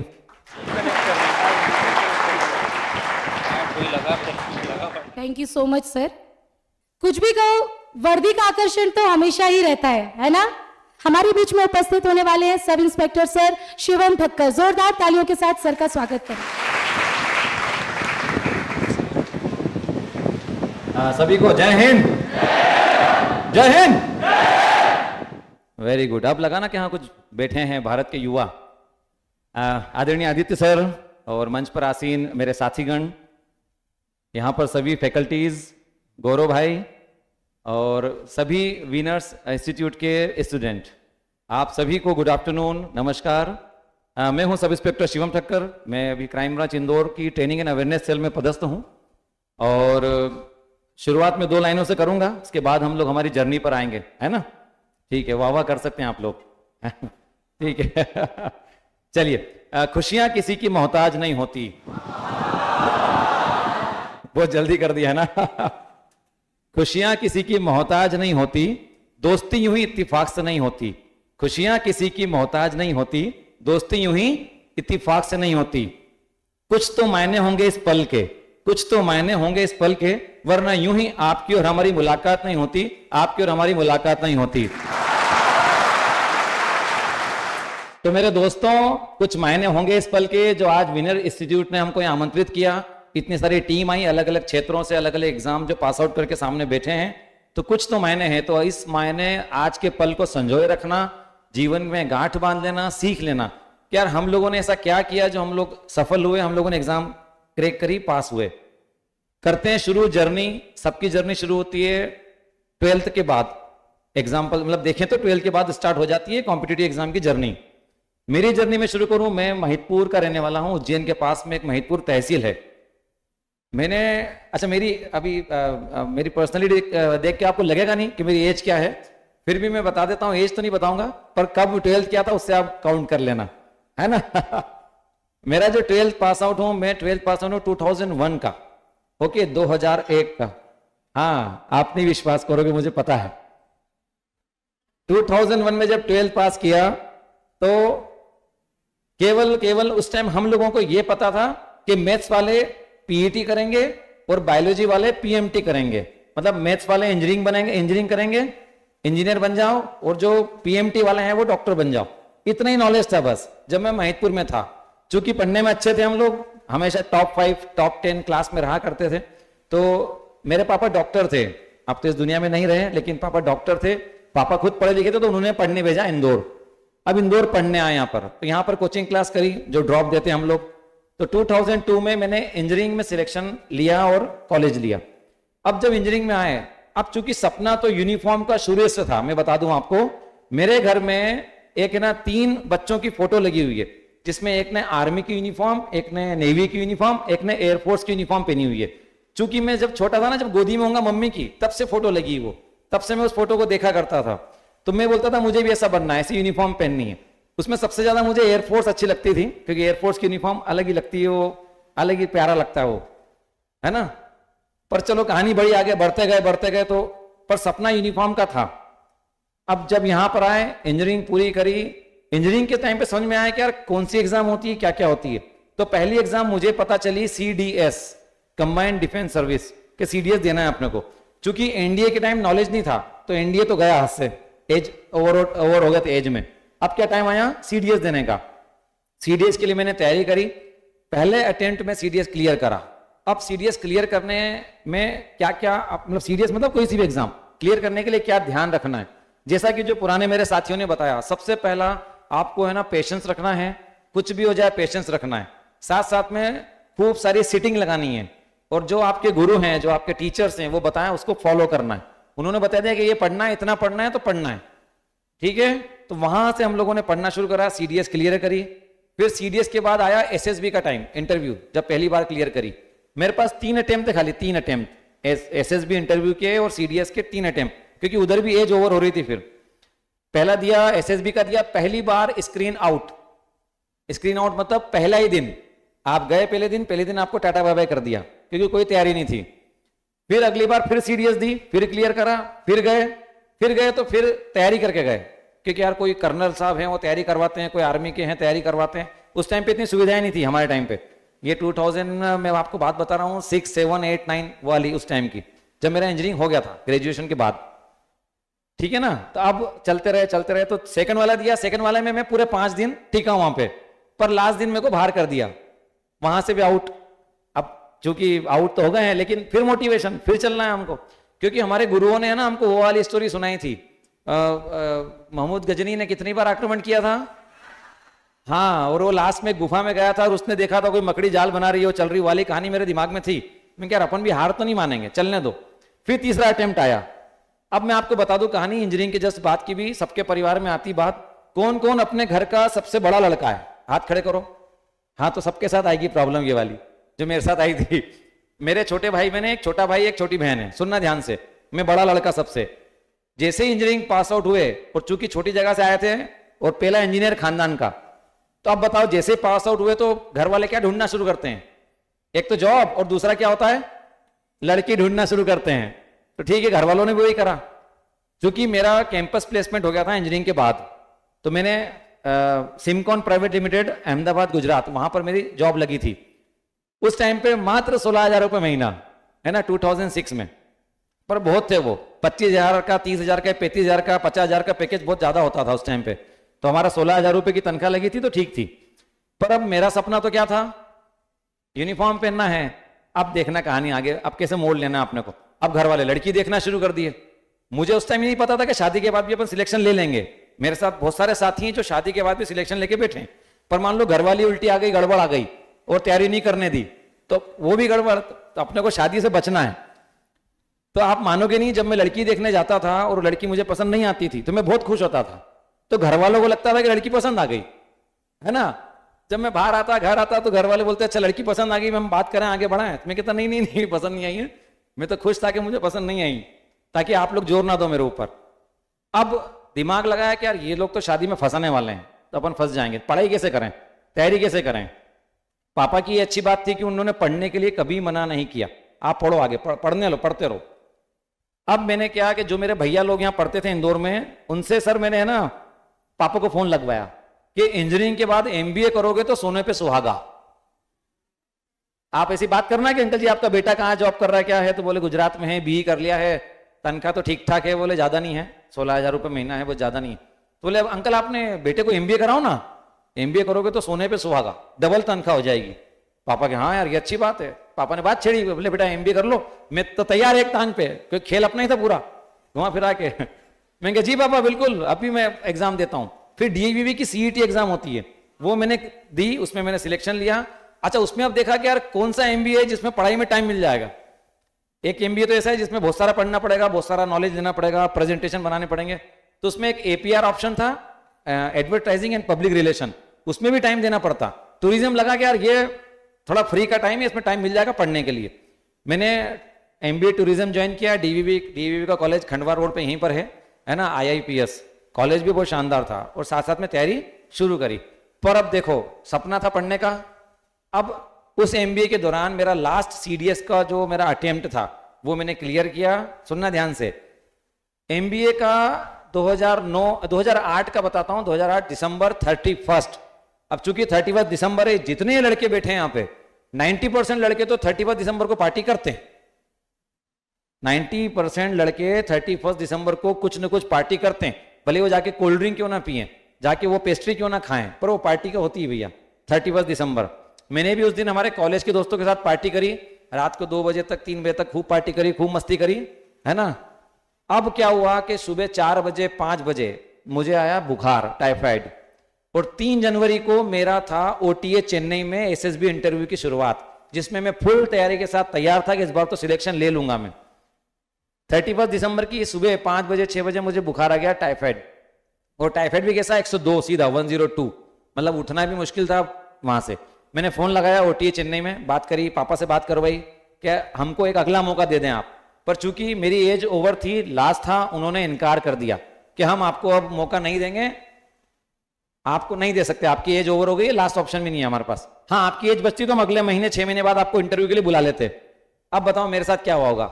मैं खूब रोया, पता मैं खूब रोया उस 2-3 दिन में जो बुखार रहा ना मुझे, पूरे 7 दिन 8 दिन रहता है टाइफाइड, बहुत रोया मैं तो, बहुत रोया कि अब तो यूनिफॉर्म का सपना गया, अब यूनिफॉर्म कहां से पहनूंगा। क्योंकि बचपन से फोटो देखे थे 3, आर्मी नेवी एयरफोर्स, किसी में तो सिलेक्शन हो जाए, वो देखना था सपना, लेकिन सपना गया। पापा ने बुला लिया घर, मतलब क्या आप घर आ जाओ कुछ टाइम के लिए ताकि मैं बच्चे को सेट कर सकूं। थोड़ा सा मैं उदास हुआ था, ऐसी बात नहीं कि नहीं हुआ था, थोड़ा सा उदास होता है व्यक्ति के, अब तो ऑप्शन ही नहीं बचा।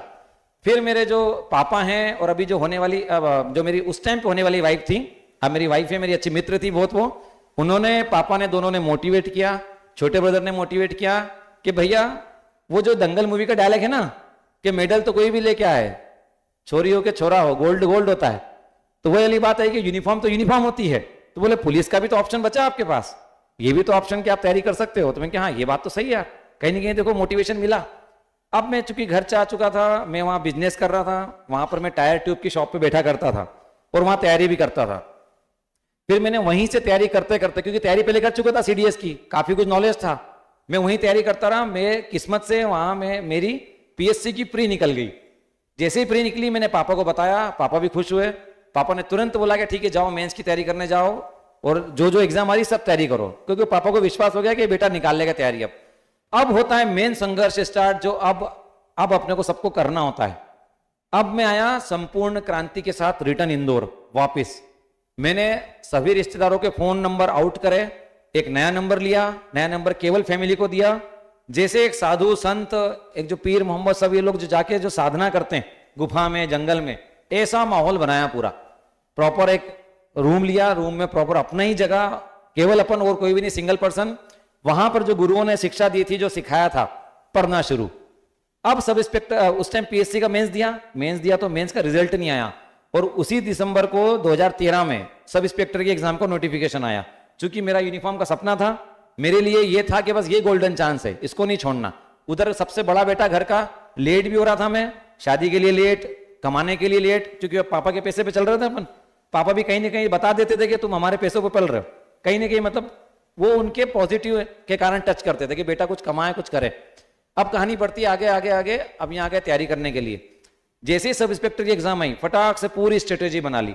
अब मैं आपको बताता हूं कितने बच्चे यहाँ पर है जो तैयारी कर रहे हैं सब इंस्पेक्टर एग्जाम की, हाथ खड़े करें कृपया।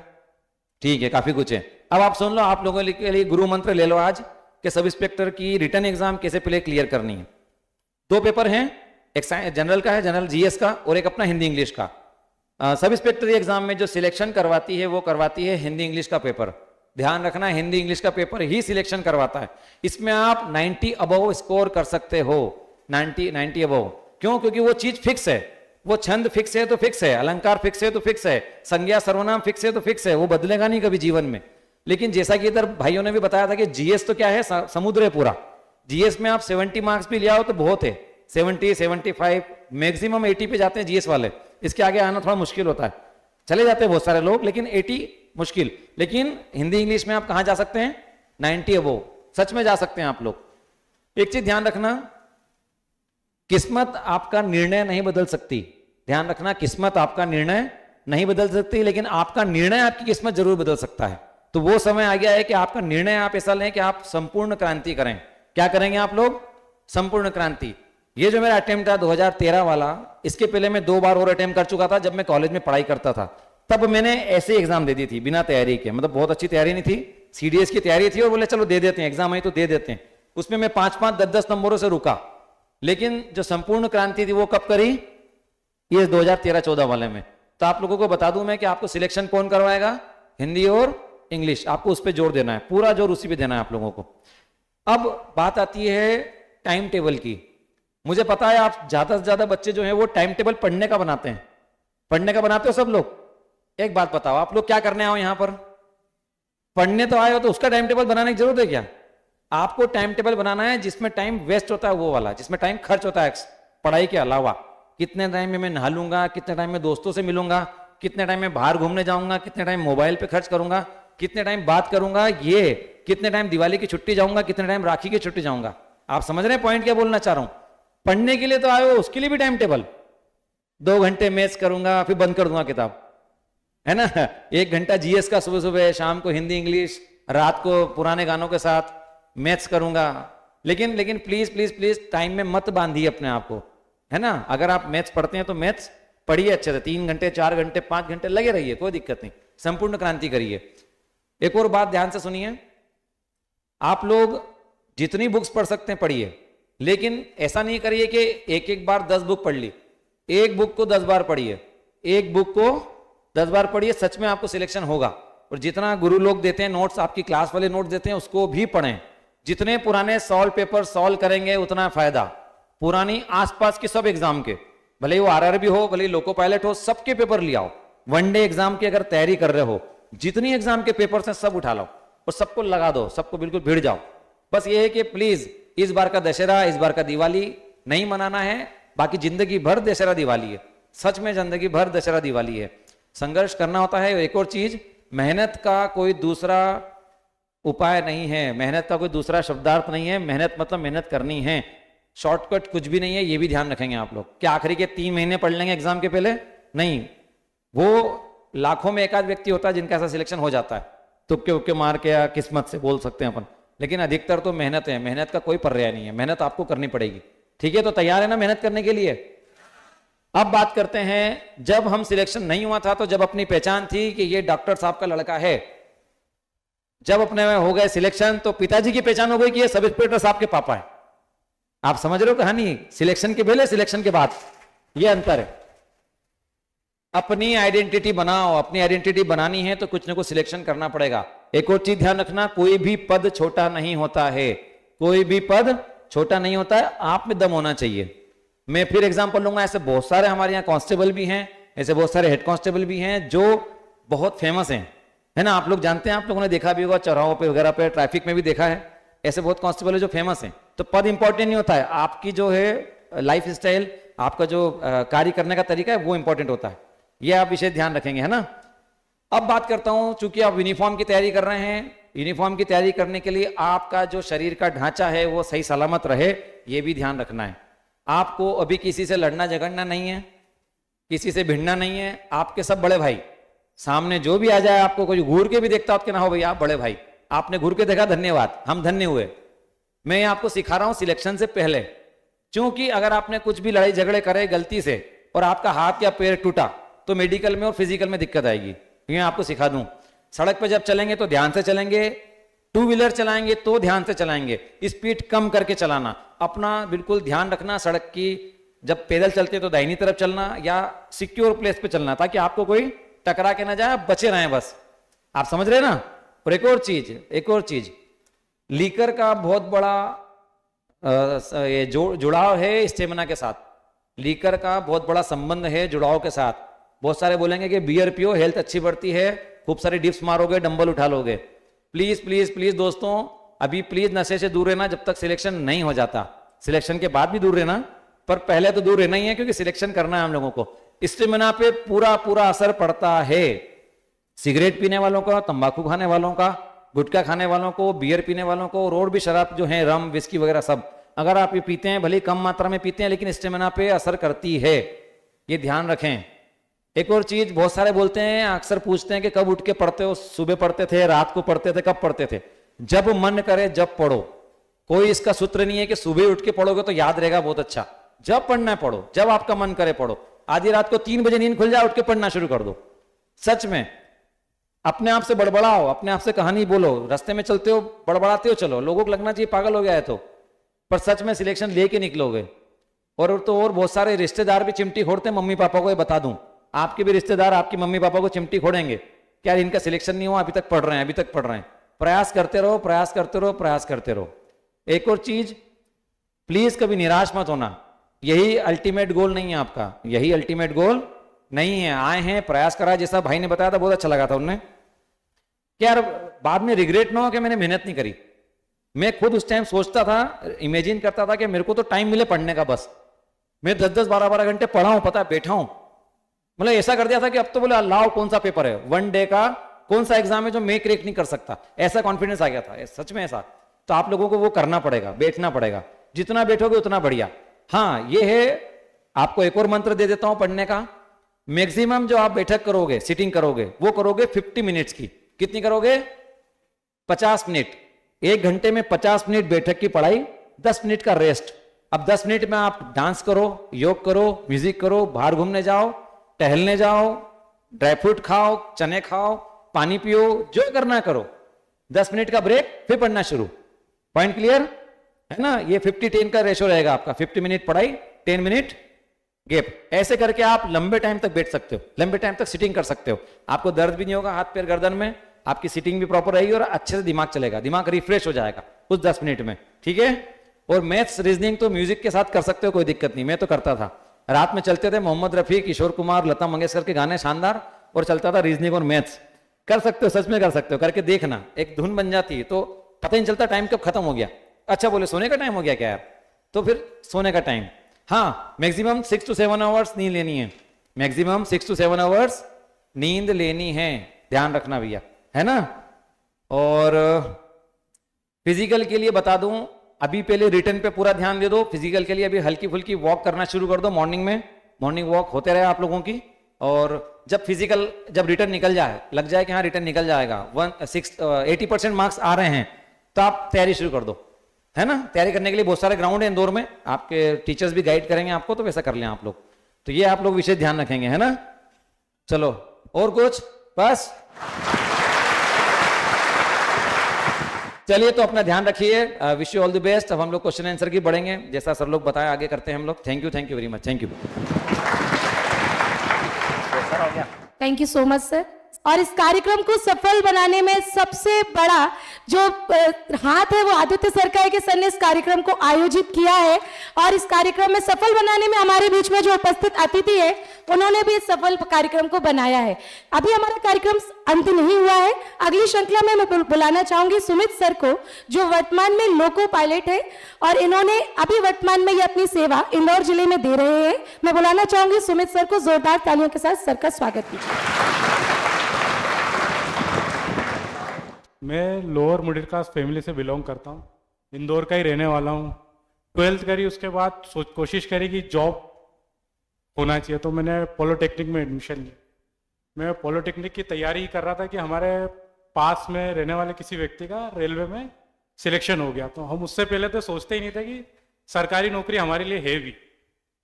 तो गए, उनसे बातचीत करी, फिर कोशिश करी। फिर उसी समय व्यापम में फॉरेस्ट गार्ड की एक वैकेंसी निकली थी। मेरा पॉलिटेक्निक का फाइनल ईयर भी चल रहा था। तो उसी समय मैंने फॉरेस्ट की एग्ज़ाम दी। मेरा मैथमेटिक्स थोड़ा ठीक था, तो मुझे 70 मार्क्स का फॉरेस्ट का पेपर था। तो उसमें मेरे को मैथमेटिक्स वाले पोर्शन में 40 में से 39 मार्क्स आए। और मेरे यानी जॉब की इतनी आवश्यकता ऐसी एक प्रकार से बोल सकते हैं, तो मैंने कहाँ पे कम मेरिट जाएगी तो इस हिसाब से मैंने बालाघाट फिलअप कर दिया था। फॉरेस्ट में ऐसा रहता है कि आप जो जिला पहले ही फिलअप करा लेते। तो मेरा बालाघाट में सिलेक्शन भी हो गया, मैं बालाघाट में जॉब भी कर रहा था। उसके बाद ऐसा लगा कि यार ये ठीक नहीं चल रहा, जो भी चल रहा है सिस्टम। अच्छा लग रहा था, वेतन भी आई, सब बहुत अच्छा था। फिर एक बार घर पे बात करी पिताजी से। पिताजी ने बोला कि आ जाओ और कोशिश कर लो, नहीं तो फिर ये जॉब तो है ही आपके पास। उसी दरमियान फॉरेस्ट में मैंने कांस्टेबल की एग्ज़ाम दी थी 2013 में, दिसंबर या सितंबर अक्टूबर में। उसमें मेरे 80 मार्क्स आ गए थे रिटर्न में। उसके बाद मैंने कांस्टेबल के लिए फिर मैं यहाँ यानी उसी जॉब से कांस्टेबल में स्विच कर गया। कांस्टेबल की नौकरी मैंने 2-2.5 साल करी। उसी दरमियान मैंने रेलवे की एग्ज़ाम मैंने 2014 में ही दे रखी थी, ये लोको पायलट, ग्रुप डी का रिजल्ट भी आ गया था। परंतु मेरा कांस्टेबल में ठीक ठाक अच्छा चल रहा था, तो मैंने उसमें नया जाते हुए ग्रुप डी में कांस्टेबल में ही मैं नौकरी कर रहा था। उसके बाद ये रेलवे की एग्ज़ाम हुई, मैं सिंहस्थ में पुलिस की ड्यूटी कर रहा था। और उस दरमियान मेरा मेडिकल था, यानी मुझे छुट्टी का बिल्कुल मना कर दिया था सिंहस्थ में। उसके बावजूद भी मैं जैसे तैसे जाके मेडिकल दिया। 2016 में मैं लोको पायलट में अपॉइंट हुआ, यहीं रतलाम डिवीज़न में, और मेरा घर इंदौर ही था। उसके बाद मैं मऊ में नौकरी कर रहा हूँ, लगभग 7-8 साल हो चुके हैं मेरे को।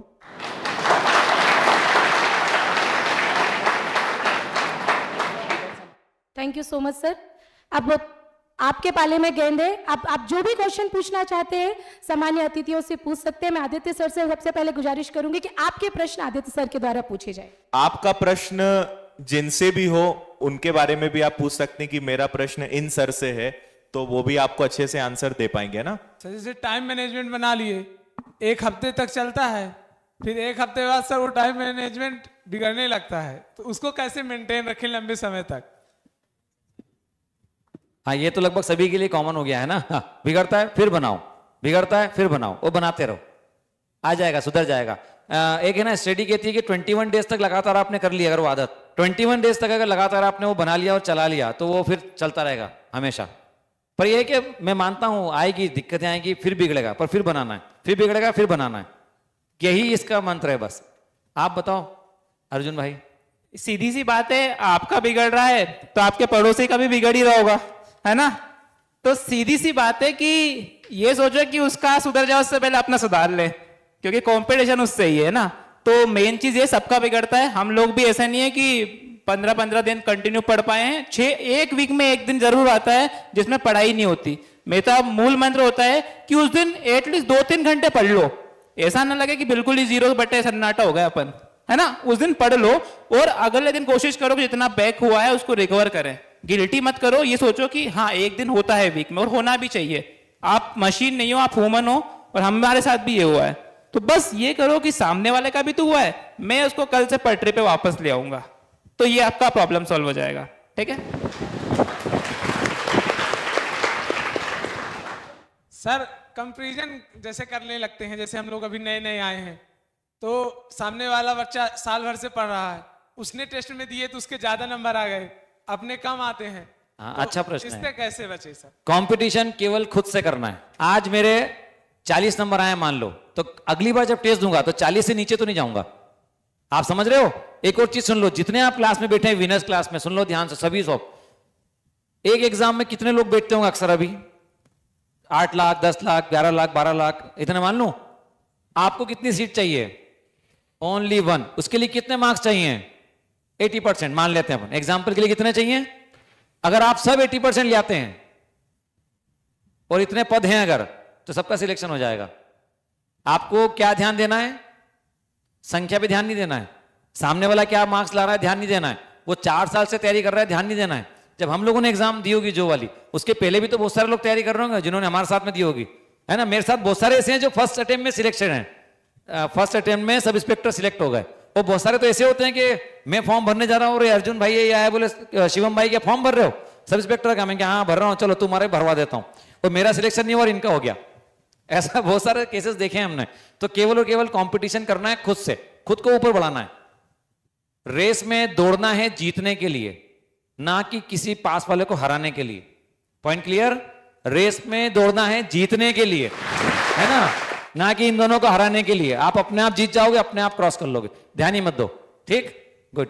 हेलो सर, मेरा क्वेश्चन अर्जुन सर से है कि आपने बताया कि आप प्रॉपर हिंदी मीडियम के थे, तो आपने इंग्लिश की तैयारी कैसे की? इंग्लिश में भी ग्रामर हो जाती है, लेकिन वोकैब कैसे याद करते हैं? और सेकंड क्वेश्चन ये है कि कॉलेज और प्रिपरेशन दोनों को कैसे मैनेज करें? तो पहले तो मैं इंग्लिश का डाउट सबको होता है, तो ग्रामर मुझे नहीं लगता कि ज़्यादा दिक्कत देती है, वोकैब दिक्कत देती है ना। तो मैं पहले बंगाली स्क्वायर पे रहता था और यहाँ से भंवरकुआ कॉलेज और कोचिंग के लिए भी आता था। तो मैं रास्ते भर केवल वोकैब की एक PDF ओपन करके उसी को ही पढ़ता था। वो होता है ना कि आप अपनी तैयारी में इतना खो जाओ कि पड़ोस में कौन बैठा है वो भी ना पता हो। तो वोकैब का तो सीधा सा था कि बस में टाइम मिला तो उसको वहां कर लिया, रात को खाना खाया और छत पे टहलने निकल रहे हैं तो वोकैब की PDF खोल ली, क्योंकि वोकैब इतनी ज्यादा है आपकी कि आप उसको रट नहीं पाओगे। आपको मेरा 4-5 का नाम भी याद नहीं होगा इतनी देर में, तो ऑब्वियस सी बात है वोकैब में तो काफी याद करना होता है आप लोगों को। तो वोकैब के लिए जितना हो सके मल्टीपल टाइम रिवीजन करो, और रिवीजन भी ऐसा करो कि ऐसा नहीं है कि कोई वर्ड है फ्रेंड उसको 10 बार पढ़े जा रहे हैं। आप सिलेक्ट करते चलो कि इसमें दिक्कत आ रही है तो उनको ही मल्टीपल टाइम रिवीजन करना है, ठीक है। तो वोकैब तो यह है कि जब टाइम मिले फ्री टाइम में पढ़ते चलो, आपको नए वर्ड से इंट्रोड्यूस होते हैं तो वो याद हो जाएगा। अगली एक और चीज होती है वोकैब याद करने में, नेमोनिक्स बनाते हैं आप लोग। जैसे एक मेरा वर्ड देता हूं मैं, कोवेनेंट करके एक वर्ड होता है, कोवेनेंट, COVNNT। अब मैं उसको कभी याद करता तो मैं भूल जाता, लेकिन मैंने बनाया कि कोवेनेंट का मतलब होता है साझेदारी या समझौता। तो एक कोवे ने एक आंट यानी चींटी के साथ साझेदारी कर ली, तो मैं जीवन में कभी नहीं भूल रहा इस वर्ड को। मैंने लगभग ऐसे 500-700 वर्ड दिमाग में रट रखे थे, है ना। और बहुत सारे वर्ड हैं जिनको आप तोड़ मरोड़ के अपने हिसाब से उनका मीनिंग बना लो तो आप कभी भूलोगे ही नहीं। ये तो मैंने आपको एक एग्जाम्पल दिया है, और मैं बताऊं काफी ऐसे एग्जाम्पल्स हैं, तो आप उनकी शॉर्ट ट्रिक्स बना लो, उसको तोड़ के उसमें अंदर से मीनिंग निकाल लो, है ना। तो ये धीरे धीरे आपकी चीजें बनने लगेंगी, ठीक है। और कॉलेज के साथ टाइम मैनेजमेंट की बात थी, तो मैं मानता हूं कॉलेज में आप महीने के आखिरी में ही पढ़ते होगे, आप जब लास्ट टाइम बचता है आपका कॉलेज का, तो फुल्ली फोकस हो जाओ। कॉलेज में 40% भी बन रहे तो कोई नहीं पूछता है, आपको सिलेक्शन लेना है, पास तो आप हो जाओगे मेरे को पता है। और बस ये है कि साल भर उसका पढ़ो एग्जाम का, लास्ट के महीने भर तो आप कॉलेज में पूरा ध्यान दो, एग्जाम निकालो, फिर बढ़िया सिलेक्शन लो।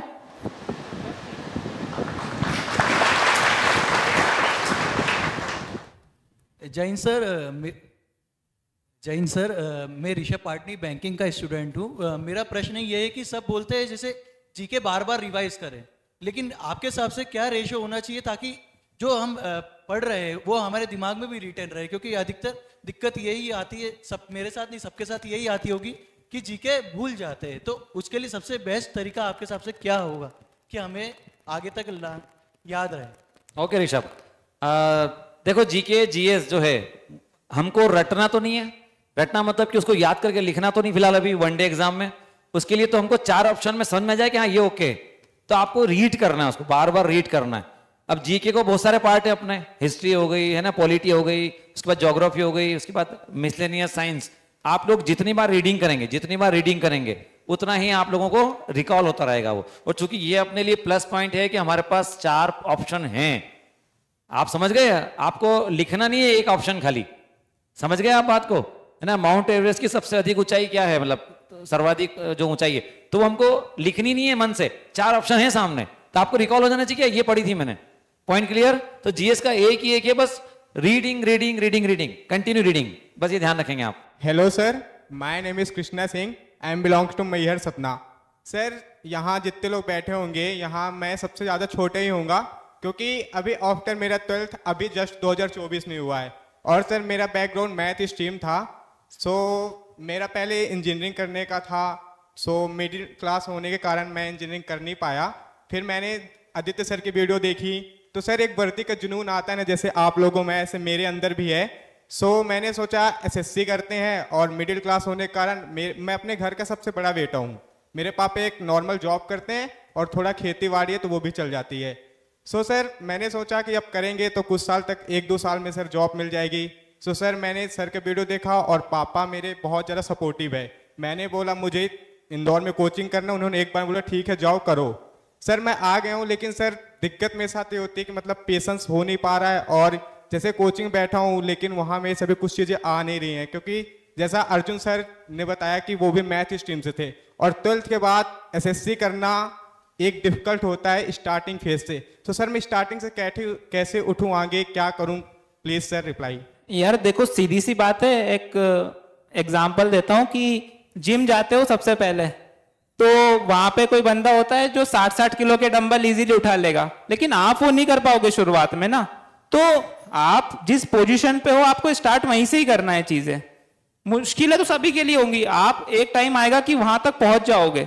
स्टार्ट सभी के साथ होता है कि यार फैमिली का इशू है, लेकिन कोई सुनता है क्या? आज अगर मैं अपना फैमिली का इशू सुनाता और सक्सेस नहीं होता तो आप सुनते नहीं यहाँ पे। तो ये तो कोई बहाना नहीं है कि फैमिली की प्रॉब्लम है, एक्चुअल में होती है, लेकिन उसको ही तो ओवरकम करना है। और देखो पहली बात, अगर गॉड ने आपको, इस भगवान ने लाइफ दी है ना, तो ये सोचो कि आपको इस पोजीशन पे रखा है ताकि आप कुछ बेटर कर पाओ, वरना अंबानी के घर में भी पैदा हो जाते तो कुछ करना ही नहीं पड़ता। तो आपको अपने आप को प्रूफ करने का मौका दिया है भगवान ने, और कुछ नहीं है, केवल 2 साल में बता रहा हूं, अगर ईमानदारी से पढ़ लोगे ना तो हर एक बंदा सिलेक्शन ले सकता है ना। तो ये मत डर निकाल दो कि मेरे को दिक्कत आ रही है, आती है दिक्कत सबको, शुरुआत में टाइम लगेगा, जितना हो सकता है अपने आप को घिसो। जो एक दोस्त है उसका बड़ा अच्छा वो है, वो बोलता है कि आप 10 किलो रद्दी लेके आओ, 4 पेन के डिब्बे लेके आओ और उसको इतना घिसो कि जब तक आपका एक क्वेश्चन मुंह पे ना रट जाए। तो ये करोगे ना तो सिलेक्शन तो डेफिनेटली हो जाएगा। ठीक है। और है ना, जो होता है ना अच्छे के लिए होता है, ध्यान रखना। आपने बोला ना कि मैं मध्यम वर्गीय परिवार का होने के कारण इंजीनियरिंग नहीं कर पाया, ये बहुत अच्छी बात है। मैं भी सोच रहा था काश मैं भी मध्यम वर्गीय परिवार होता तो मैं और सिलेक्शन पहले ले लेता। देखो इंजीनियरिंग में 4 साल गए मेरे, है ना, और इन एग्जामों के लिए क्या लगता है, ग्रेजुएशन, और बीएससी 3 साल में हो जाता है, बीकॉम 3 साल में हो जाता है, बीए 3 साल में हो जाता है। काश मुझे कोई बताने वाला होता तो मैं बीएससी करके सिलेक्शन लेता इसी यूनिफॉर्म वाली जॉब में। मुझे बताने वाला था ही नहीं कोई उस टाइम पे, तो मुझे 4 साल इंजीनियरिंग में दिए पूरे मैंने, और 1 साल ड्रॉप का, मेरे 5 साल गए, मेरे 2 साल एक्स्ट्रा गए वहां। ये बीएससी करता तो 2 साल पहले सिलेक्शन ले लेता। आप समझ रहे पॉइंट? ये पॉइंट है। तो जो होता है अच्छे के लिए होता है भाई, है ना, लगे रहो, बस आगे बढ़ो। देखो एक और थोड़ा सा बस इसमें मैं ऐड करूंगा।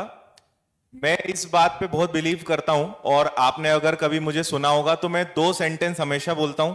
पहला तो जो होगा देखा जाएगा, और जो होता है अच्छे के लिए होता है ना। ये इस बात पे बिल्कुल आप विश्वास रखो। और जब भी आपको लगे ना कि यार गरीब परिवार में पैदा हो गए, कुछ ढंग, जैसे अंबानी के घर में पैदा हो जाते तो बढ़िया हो जाता, मैं ये बात हमेशा कहता हूं कि आप कितना ही सोच लें कि अंबानी के घर पैदा हो जाते, क्या यार ऊपर वाला थोड़ा कोई ढंग के परिवार में पैदा कर देता है, पैसे वैसे का टेंशन तो नहीं लेना पड़ता, है ना। तो पहला तो ये होता है, अब तो पैदा हो गए, अब तो अवतार ले लिया आपने, अब तो कुछ कर नहीं सकते, तो अब आपके पास मेहनत करने के अलावा कोई रास्ता बचा नहीं है। और एक पंक्ति है, मतलब 2 लाइन है जो आपको हमेशा याद रखनी है, जिनसे कर्म करवाना होता है ऊपर वाला उन्हें अमीर घर में पैदा करता है, और जिनसे इतिहास लिखवाना होता है ऊपर वाला उन्हें गरीब घर में पैदा करता है। तो अगर ऊपर वाला चाहता कि बस इसको तो धरती पे भेजना है और इसको तो 60-70 साल बस काटना है जीवन, तो उसको अमीर घर में फेंक देगा।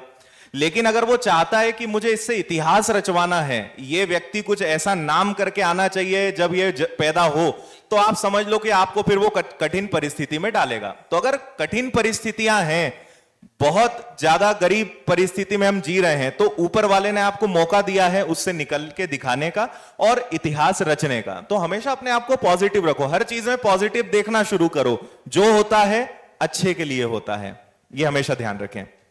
हाँ, यहाँ से कोई क्वेश्चन कर रहा था। हाँ, जोर से, थोड़ा जोर से बोलो। सर मैं थोड़ा जोर से बोलो और इन पास में तरीकों रखो। से तैयारी कर रहा हूँ, ये सही है या नहीं ये बता दीजिए। Syllabus complete, revision, test, analysis, ये सही है या नहीं है? क्या सिलेबस कंप्लीट होने के बाद उसी का रिवीजन, फिर उसी का टेस्ट और फिर उसी का एनालिसिस करना, ये सही है या नहीं है? हाँ, बिल्कुल सही है। और सर गणित और रीजनिंग का कोर्स होने के बाद में इसका रिवीजन किस तरह से करें? गणित और रीजनिंग का कोर्स होने के बाद इसका यार revision देखो, ऐसा है कि अगर लग रहा है कि सही डायरेक्शन में जा रहे हैं कि नहीं जा रहे हैं, तो आप एनालिसिस करो, मॉक टेस्ट देके, अगर 1 महीने में इंप्रूवमेंट दिखता है तो सही जा रहे हो, और अगर नहीं हुआ बिल्कुल भी इंप्रूवमेंट तो इंप्रूव करो कुछ ना कुछ चीजें अपनी। वो आप सेल्फ एनालिसिस करोगे। देखो भाई, आप हमसे पूछ लोगे ना कि मैं सही कर रहा हूं कि नहीं कर रहा हूं, हो सकता है वो आपके लिए सही है क्योंकि आपका स्टार्टिंग फेज है उस समय। 2 महीने आप कंटिन्यू रखो और आपको लग रहा है कुछ चेंज की रिक्वायरमेंट है, देन आप अपनी स्ट्रेटेजी बदल सकते हो। वो टोटली डिपेंड्स ऑन यू, ठीक है? तो ये मत सोचो कि मैं गलत जा रहा हूं या कहीं जा रहा हूं, चलते चलो, मंजिल मिलेगी, है ना? और इस पे 2 लाइन बोल दूंगा मैं, आए चाहे लाख रुकावटें, ये हमें कब तक डराएंगी, और चलने दो थकान को मेरे साथ, एक दिन ये खुद भी थकी जाएंगी। जीएस और थ्योरी जो सब्जेक्ट्स होते हैं उनको कैसे इंप्रूव करें? अच्छा, इंप्रूव करना है, रिवाइज करना है, इंप्रूव करना है। देखो, आप चूंकि आप लोग तैयारी करने आ गए हो तो संपूर्ण क्रांति वाली बात है। सोते जागते उठते घूमते जहां जा रहे हो, माइंड में वो चीजें रिवीजन होनी चाहिए। जैसे जीएस की जो हिस्ट्री है वो तो कहानी के रूप में होना चाहिए। आपने मूवी देखी रंग दे बसंती, उसमें जब वो लोग उनको एक्ट करना होता है तो वो आमिर खान एक में है ना, वो भैंस को ही डायलॉग सुनाता है। अरे वो भैंस को कभी मूवी देख लेना भाई, है ना, मूवी देखा करो। वो है ना भैंस के आगे ही अपने डायलॉग सुनाता है। किसी को तो सुनाऊं मैं, तो आप सुनाओ किसी ना किसी को, मतलब रास्ते में किसी को भी सुनाओ, मतलब समझ रहे हो आप? जैसे इन्होंने बताया ना कि रात को टहलते टाइम, बस में आते टाइम, घूमते टाइम, आप लोगों को रिवाइज ऐसे करना पड़ेगा कहानी के रूप में। अकबर की कहानी है तो अकबर की पूरी कहानी आ जाना चाहिए। उसने क्या क्या इमारत बनाई, तो देखो अपने आसपास इमारत क्या क्या बनाई उसने, उसी को वो बना दो, ऐसे करके, है ना, मतलब ऐसे करके करते जाना आप लोग। और एक चीज ऐड करूंगा कि आप ना क्यूज होते हैं, मतलब टेलीग्राम पे मिल जाएंगे आपको, इवन सर प्रोवाइड कर रहे होंगे कहीं पे भी। क्यूज इतने हेल्पफुल होते हैं ना कि आप जो चीज पढ़ते हो वो बहुत जल्दी इजीली रिवाइज होती है। 4 ऑप्शन मिलते हैं इजीली आपको, एग्जाम का पैटर्न समझ में आता है, यही कंफ्यूज भी करता है एग्जाम में। तो जहां आपको क्यूज मिले, जो चीज पढ़ो उसके कम से कम 500 क्यूज लगा डालो, तो आपका जो एग्जाम में ऑप्शन में कंफ्यूज होने का सिस्टम होगा वो भी खत्म हो जाएगा। रिवीजन तो आप करोगे टाइम टू टाइम। सबसे लास्ट में कॉर्नर से आवाज आ रही है। सर मेरा सवाल ऐसा ही सर से था। आपने जैसे अभी इंजीनियरिंग बैकग्राउंड की बात करी थी, अब चूंकि मेरा इंजीनियरिंग कंप्लीट हो गया है, 1-2 साल हो गए, और एज की अगर बात करें तो लास्ट बाउंड्री पे, तो कहीं ना कहीं एक जो एज फैक्टर और तैयारी कर रहे, तो कहीं ना कहीं ये कॉन्फिडेंस डाउन होता है कि कहीं ना कहीं एज की ओर बढ़ रहे हैं। एक तरफ टेक्निकल थे, दूसरी तरफ गवर्नमेंट की तरफ जाने की सोच रहे हैं, प्रयास कर रहे हैं, तो आगे कल को लेके थोड़ा सा ये होता है कि अगर नहीं सिलेक्शन हुआ तो क्या होगा, क्योंकि वैसे ही सर इंजीनियरिंग में अभी काफ़ी सिचुएशन है, डाउन है। तो सर उस चीज़ को मोटिवेट करने के लिए आपने जैसे टेक्निकल गए थे, फिर आप टेक्निकल से इस एग्ज़ाम में आए, तो आपने फिर कैसे खुद को मतलब स्ट्रेटजी बनाई, कवर किया, वो चीज़ सर जानना चाहूँगा। ठीक है, ठीक है। देखो, सबसे पहले तो बी पॉजिटिव, है ना, बी पॉजिटिव। और एक और चीज, अभी प्लान ए क्या है, आप तैयारी करने आए, है ना, प्लान ए क्या है आपका भी लाइफ का, सभी प्रिपरेशन कर रहे हैं, सिलेक्शन लेना है। मान लो सिलेक्शन नहीं हुआ तो प्लान बी आपके पास होना चाहिए पहले से, प्लान बी होना चाहिए। प्लान बी भी सक्सेस नहीं हुआ तो प्लान सी भी होना चाहिए। आप समझ रहे हैं पॉइंट? प्लान तो होते जाना चाहिए बहुत सारे। प्लान सी भी सक्सेस नहीं हो तो प्लान डी भी होना चाहिए, लेकिन हार नहीं मानना अपने को। अब रही बात एज की, तो मेरे दोस्त एज कभी भी नंबर नहीं रहा है सफलता में बाधक के लिए। एज कभी भी नंबर नहीं रहा है। बहुत सारे जो कैंडिडेट होते हैं वो 21 साल 22 साल में कलेक्टर बन जाते हैं, है ना, और बहुत सारे शुरुआत ही करते हैं 25 साल 27 साल में। मैं मेरी बात बताऊं भाई, मैंने 27 साल में सिलेक्शन लिया है सब इंस्पेक्टर एग्जाम में, है ना, और रनिंग के साथ शानदार वाली, शानदार फिजिकल के साथ, और अभी भी आप लोग एज नहीं पता पाओगे मेरी, है ना, तो एज मायने है ही नहीं। एक बात बता दूं आपको, बहुत सारों की 50 साल तक वो सब कुछ हासिल कर लेते हैं। एप्पल के जो संस्थापक थे कौन थे? स्टीव जॉब्स, है ना, उन्होंने तो सन्यास की तरफ बढ़ गए थे इस उम्र में, वो 50 55 52 पे चले गए थे, मतलब, है ना। और वहीं bill Clinton, sorry, Abraham Lincoln ने शुरुआत करी थी 50 से राष्ट्रपति बनने की। अभी जो डोनाल्ड ट्रंप हैं उन्होंने भी अभी ये शुरुआत करी है। KFC का जो मालिक है उसने भी एज जब खत्म हो गई जब शुरुआत करी। तो एज तो फैक्टर है ही नहीं भाइयों। हाँ, कॉम्पिटेटिव एग्जाम में मानता हूं कि एज का अपना एक क्राइटेरिया होता है, 35 साल तक आप दे सकते हैं, 40 साल तक दे सकते हैं, पर उसके लिए फिर आपको वैसी तैयारी करनी पड़ेगी कि अब मेरे पास गोल्डन चांस, ये लास्ट चांस, हर चांस लास्ट चांस। जिनकी एज थोड़ी पास आती जा रही है ओवर एज के ऊपर, तो उनके लिए हर चांस क्या है, लास्ट चांस, वैसी तैयारी करनी है। मतलब आखिरी लड़ाई है बस, ये तो बिल्कुल युद्ध स्तर पे भिड़ जाओ, मतलब सब संपूर्ण क्रांति करनी है, सब जाके हथियार चलाना सीख लो। मतलब आप समझ गए ना पॉइंट मेरे भाई? सर ठीक है, वेरी गुड गुड। सर एक सवाल और है अर्जुन सर से। हाँ सर आपने जैसे CHSL दी थी और फिर आपने कम से कम 2 साल दिए। सर मैंने भी 2 से 3 बार एग्जाम दी है, सारी चीज़ें, पेपर कैसा आता है, क्या क्या चीज़ें आती, सारी चीज़ें, कॉन्सेप्ट है, सारी चीज़ें, लेकिन सर जब एग्जाम देने जाते हैं फिर उस चीज़ को जब पढ़ने जा रहे हैं तो कहीं ना कहीं बोलते हैं ना, जो सेल्फ डाउट आ रहा है या फिर जो मिस्टेक्स बहुत ज़्यादा हो रही, तो आपने उस चीज़ को कैसे रिकवर किया? मतलब कितना समय आपको लगा कि अगर मिस्टेक्स हो रही है, नहीं निकल रहा है, तो कितना समय आपने उन चीज़ों को दिया? ये सबके साथ होगा। 3 बातें बताऊंगा इसके लिए मैं। सबसे पहली बात कि एग्जाम का फियर तभी जाएगा जब बहुत बार आप एग्जाम दे चुके होगे। तो आपकी कोई फॉर्म, जब एग्जाम होती है ना, तो फॉर्म भरो उसके और देने जाओ, चाहे तैयारी हो ना हो, तो आपका एग्जाम का फियर कम होगा। दूसरी बात, आप एग्जाम फियर कम करने के लिए मॉक जितने हो सके, कम से कम हमने 200 से ऊपर मॉक लगाए थे एक एग्जाम को देने के लिए। तो वो जो मॉक होते हैं ना, वो आपका पूरा एग्जाम का प्रेशर रिलीज कर देते हैं, तो वो बहुत जरूरी है। मॉक टेस्ट आज ही खरीद लो, अपना एनालिसिस भी हो जाएगा। और तीसरी बात, जो आप बोल रहे हो कि लास्ट टाइम पे सेल्फ कॉन्फिडेंस नहीं रहता, डाउट आता है, उसके लिए जो मैं आपको शॉर्ट नोट्स बताए थे कि एक पेज पे पूरा कंपाइल कर लो एक चैप्टर को और उसको रिवाइज करो पूरे कॉन्सेप्ट को। तो आप जब वो मल्टीपल टाइम करते हो, आपको लगता है मेरे को कॉन्सेप्ट तो सारे आते ही हैं और क्वेश्चन आपने पहले प्रैक्टिस कर रखे हैं, तो वो सेल्फ डाउट वाला पोर्शन खत्म होगा। ठीक है, तो ये 3 बातें थी आई थिंक। देखो, एक चीज मैं इसमें बताता हूं आपको। जैसे इनका सवाल है पढ़ते हैं तो किसी ने अभी पूछा था पढ़ते हैं तो भूल जाते हैं, इन्होंने कहा कि सेल्फ डाउट आते हैं, GS पढ़ते हैं तो याद नहीं रहता है, मैथ्स में बहुत सारा पढ़ लेते हैं लेकिन कॉन्फिडेंस नहीं आ पाता है। मैं आपको एक छोटी सी बात बताता हूं इस सब में। आप ये हमेशा ध्यान रखें कि कोई भी व्यक्ति परफेक्ट है ही नहीं। मैं अपनी बात कर लूं, आपके सामने और सिलेक्टेड लोग बैठे हैं, कोई भी परफेक्ट नहीं है। दिक्कत कहां होती है? जब आप सोचते हैं कि बस सारी कमियां मेरे अंदर है, इस दुनिया में अगर सबसे बड़ा मूर्ख है तो बस वो मैं ही हूं। ये आपकी सबसे बड़ी दिक्कत है। आप कभी ये सोचो ही मत कि सारी समस्याएं मेरे साथ है या दिमाग मेरा ही कमजोर है या गणित मेरा ही कमजोर है। हर व्यक्ति के अंदर कमियां हैं, हर व्यक्ति को शुरुआत में दिक्कत आती ही आती है। एक कला जो आपको सीखनी है वो ये बार बार फाइट करना, बार बार किसी चीज को फेस करना। आप जब अपनी समस्याओं से बार बार लड़ेंगे, अपनी कमजोरियों पर बार बार काम करेंगे, वो परफेक्ट हो जाएगी। तो कोई भी टॉपर हो, कोई भी सिलेक्टेड स्टूडेंट हो, वो कभी ना कभी अपने सब्जेक्ट्स में कमजोर था। जब उसने भी टेस्ट लगाना चालू करे होंगे तो उसके नंबर बहुत बेकार आए होंगे, इतने बेकार कि उसको ही खुद पे शर्म आ जाए। जब उसने गणित चालू किया होगा तो उसको भी दिक्कत आई होगी, GS बार बार पढ़ा, वो भी बार बार भूल रहा था।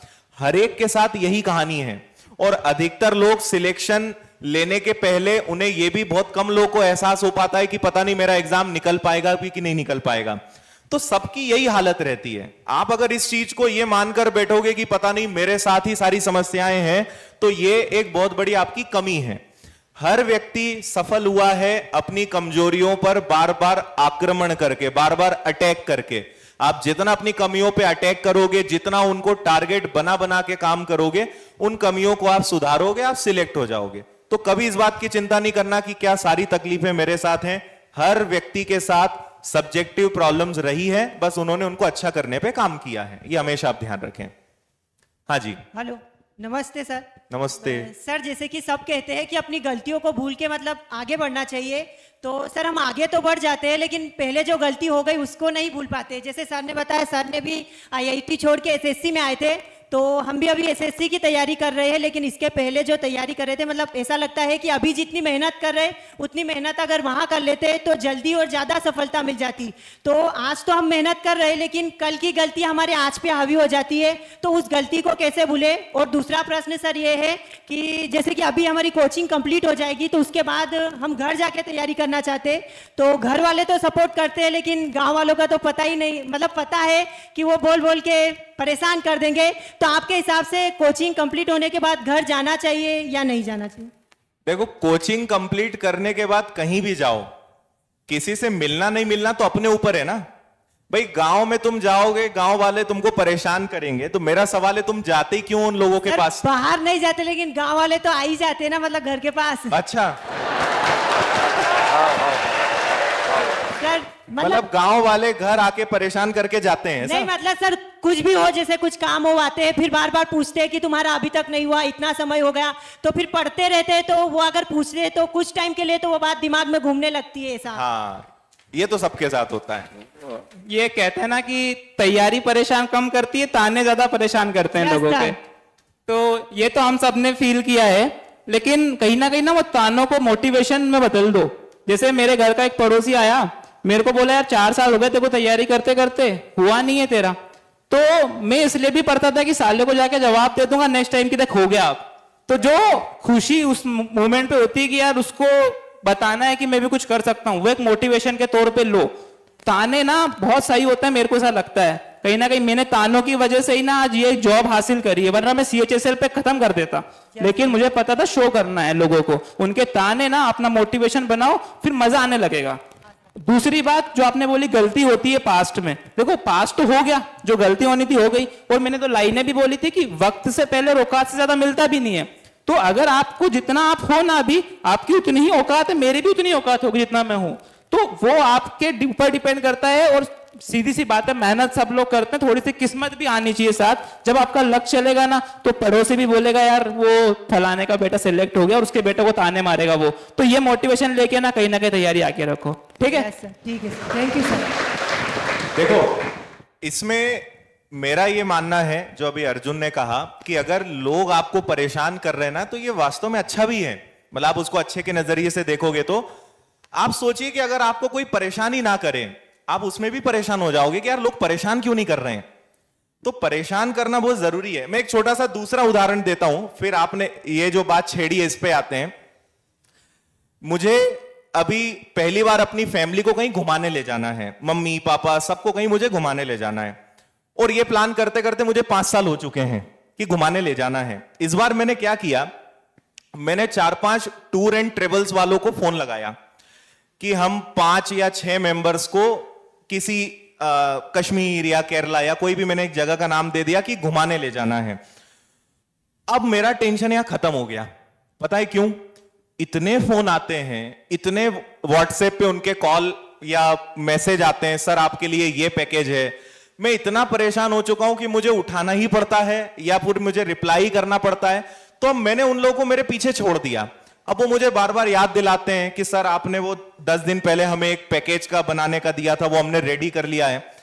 उन्होंने 10-15 दिन में मुझे इतना परेशान कर दिया कि शायद 2-3 दिन में फाइनल करने की कगार पे आ जाऊंगा और मुझे जाना ही पड़ेगा, क्योंकि इतने लोगों को मैंने अपने पीछे छोड़ रखा है। लोगों, जब आप पढ़ाई करते हो ना, तो लोगों का भी यही रोल होता है। ये वही लोग हैं जो आपको धक्का मार मार के आपको आपके टारगेट तक पहुंचा देते हैं। तो इसको ना आप ये मानो कि आपको पुश कर रहे हैं। जब लोग बार बार आपको तकलीफ देंगे, लोग बार बार आपको ताने मारेंगे, अब उसको नेगेटिव लेना है कि पॉजिटिव लेना है, ये आपके ऊपर डिपेंड करता है। कोई कितनी ही बातें आपको कहे, आप खुद से एक ही बात कहो कि जिस दिन सफल हो जाएंगे ना, उस दिन बात करेंगे। आज तुम्हारा दिन है, आज तुम बोल लो, जब हमारा वक्त आएगा तब हम बोलेंगे, है ना? तो इसलिए कोई कितना ही कुछ कहे, मैं एक बात हमेशा क्या कहता हूं, success is the best revenge. सफलता का अगर मतलब सफलता सर्वश्रेष्ठ बदला है। अगर आपको लोगों को चुप करना है, गांव वालों को चुप करना है, किसी को भी आपको चुप करना है, तो आप बहस में तो जीत ही नहीं सकते। बेटर है आप सफल होके दिखा दो, तो आप सफल होंगे, अपने आप सारी चीजें होंगी। इसलिए बस इन सब चीजों को मोटिवेशन की तरह लो कि ठीक है, जो बोलना है तुम आज बोल लो, जिस दिन कुछ बन जाएंगे उस दिन बात करेंगे। और सबसे पहले पैरों में यही लोग गिरेंगे आपके, जो आज आपको बहुत ज्यादा परेशान कर रहे हैं। तो ये जीवन का एक हमेशा चलने वाला हिस्सा है। आज नौकरी नहीं है तो आपको नौकरी के लिए परेशान कर रहे हैं, नौकरी लग जाएगी तो आपको लगता है कि ये लोग छोड़ देंगे आपको। फिर ये बोलेंगे शादी कब कर रहे हो, आप बोलोगे यार ये कौन सी बात हुई, अभी तुमने इतना परेशान किया, अब तुम शादी के पीछे लग गए। शादी हो जाएगी तो किसके पीछे लग जाएंगे, बच्चे कब होंगे, बच्चे कब होंगे बच्चे यार अब वो तो हमारी चिंता है कि तुम्हारी चिंता है। समझ में आ रही बात? बच्चे बड़े हो जाएंगे तो उनकी चिंता, इसको ये इसको ये बनाना, इसको यहां भेजो, तो लोग आपको जीवन भर परेशान करते रहेंगे। इसीलिए इन चीजों को एंजॉय करिए, पार्ट ऑफ लाइफ मानिए, आगे बढ़िए, सबसे अच्छा तरीका है वो। सोचो दोस्त मेरे साथ क्या हुआ होगा, मैंने तो बीई एमबीए करा, उसके बाद मैं घर बैठा हुआ था, मेरे को कितने खतरनाक ताने पड़े होंगे, है ना? खतरनाक वाले, पर मैंने किसी का जवाब नहीं दिया, सफलता के साथ फिर अपने आप जवाब मिल गया उन सबको। सच में, सच में। मैं एक और छोटा सा वाकया शेयर करता हूं आपको। मतलब देखो, हर व्यक्ति ना अपने तरीके निकाल लेता है। आप लोगों ने अभी सबको सुना, सबने कहीं ना कहीं शादी के प्रपोजल आ रहे थे सर के पास, तो सर ने एमबीए का रास्ता निकाल लिया, खुद ही कहानी रचित करके अपने पापा से एमबीए और उन चीजों के लिए कन्विंस कर लिया, है ना। मुझे गवर्नमेंट जॉब छोड़नी थी, अब मुझे पता है कि गवर्नमेंट जॉब लेना तो ठीक है, लेकिन छोड़ना और ज्यादा मुश्किल है। मैंने कई सारी कहानियां रच के गवर्नमेंट जॉब छोड़ी, और आज भी मेरे 90% रिश्तेदार यही मतलब उन्हें सच्चाई पता ही नहीं कि मैंने गवर्नमेंट जॉब क्यों छोड़ी। मुझे गवर्नमेंट जॉब छोड़ के इंदौर आना था और अपने पढ़ाने के पैशन को फॉलो करना था, पर मुझे पता है कि इतना आसान नहीं है। तो मैं छत्तीसगढ़ के कांकेर एक नक्सली क्षेत्र में पोस्टेड था, जो सबको पता था। अगर मैं बोलता कि मुझे जॉब छोड़नी है और मुझे पढ़ाने का काम करना है, तो कोई भी मतलब 60-70 हजार रुपए अगर आपको मिल रहे हो, अच्छी एक बढ़िया ऑफिसर की जॉब हो, कोई आपको छोड़ने देगा क्या? कोई आपको कोई क्या कहेगा कि ये आदमी पागल हो गया, लोगों को नौकरी मिलती नहीं है और ये देखो ये छोड़ रहा है ना। अब मुझे लोगों को नहीं समझाना है कि मैं क्यों छोड़ना है, मैं क्या करना चाहता हूं, मुझे पता है कि मुझे क्या करना है। तो मैंने सिंपल सी एक अफवाह फैला दी। मैंने क्या अफवाह फैलाई कि अभी मैं कांकेर बस्तर क्षेत्र में हूं और मेरा ट्रांसफर अब दंतेवाड़ा में हो रहा है।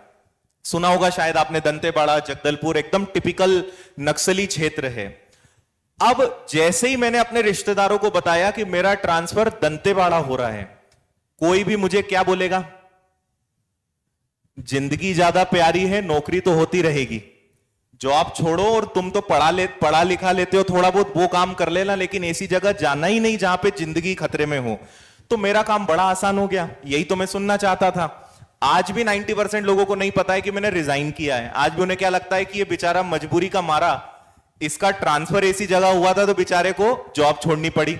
लेकिन किस्मत देखो, आज कितनी बढ़िया कोचिंग चल रही है। लेकिन अब उनको सच्चाई नहीं पता कि हुआ क्या था वास्तव में। एक और ऐसे ही एक आईएएस का मैंने कुछ दिन पहले एक इंटरव्यू देखा था। बहुत खूबसूरत लड़की थी वो, अब महिला है ना। अभी सुनो आगे तुम लोग।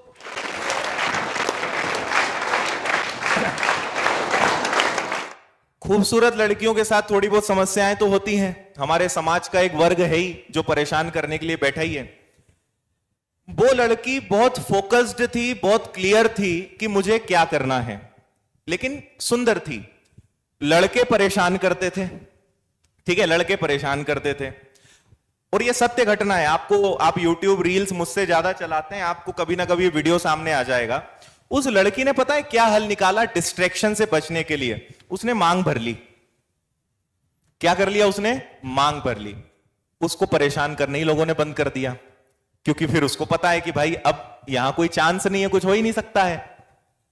समझ आई बात? एक और ऐसा ही आईएएस बहुत स्मार्ट था, अपने शिवम सर टाइप का ही, है ना।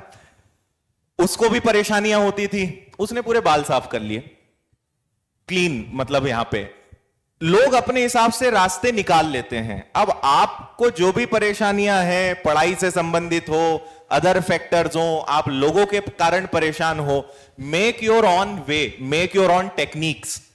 अपनी खुद की टेक्निक्स निकालिए, खुद उससे बाहर निकलने के लिए रास्ता निकालिए, निकल जाएगा। अल्टीमेटली जिस दिन आप कुछ बन जाओगे, उस दिन आपके सारे पाप भी धुल जाएंगे और सारा हिसाब किताब बराबर हो जाएगा। इसलिए कुछ बन के ही आप सारा हिसाब किताब खत्म कर सकते हो।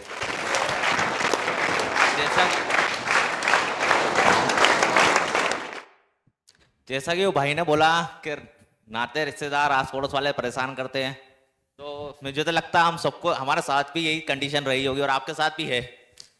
मैंने तो मतलब जब तैयारी करा 2 साल, शादी ब्याह बर्थडे पार्टी क्या होती, मौत मैया, मेरे को कुछ नहीं मालूम।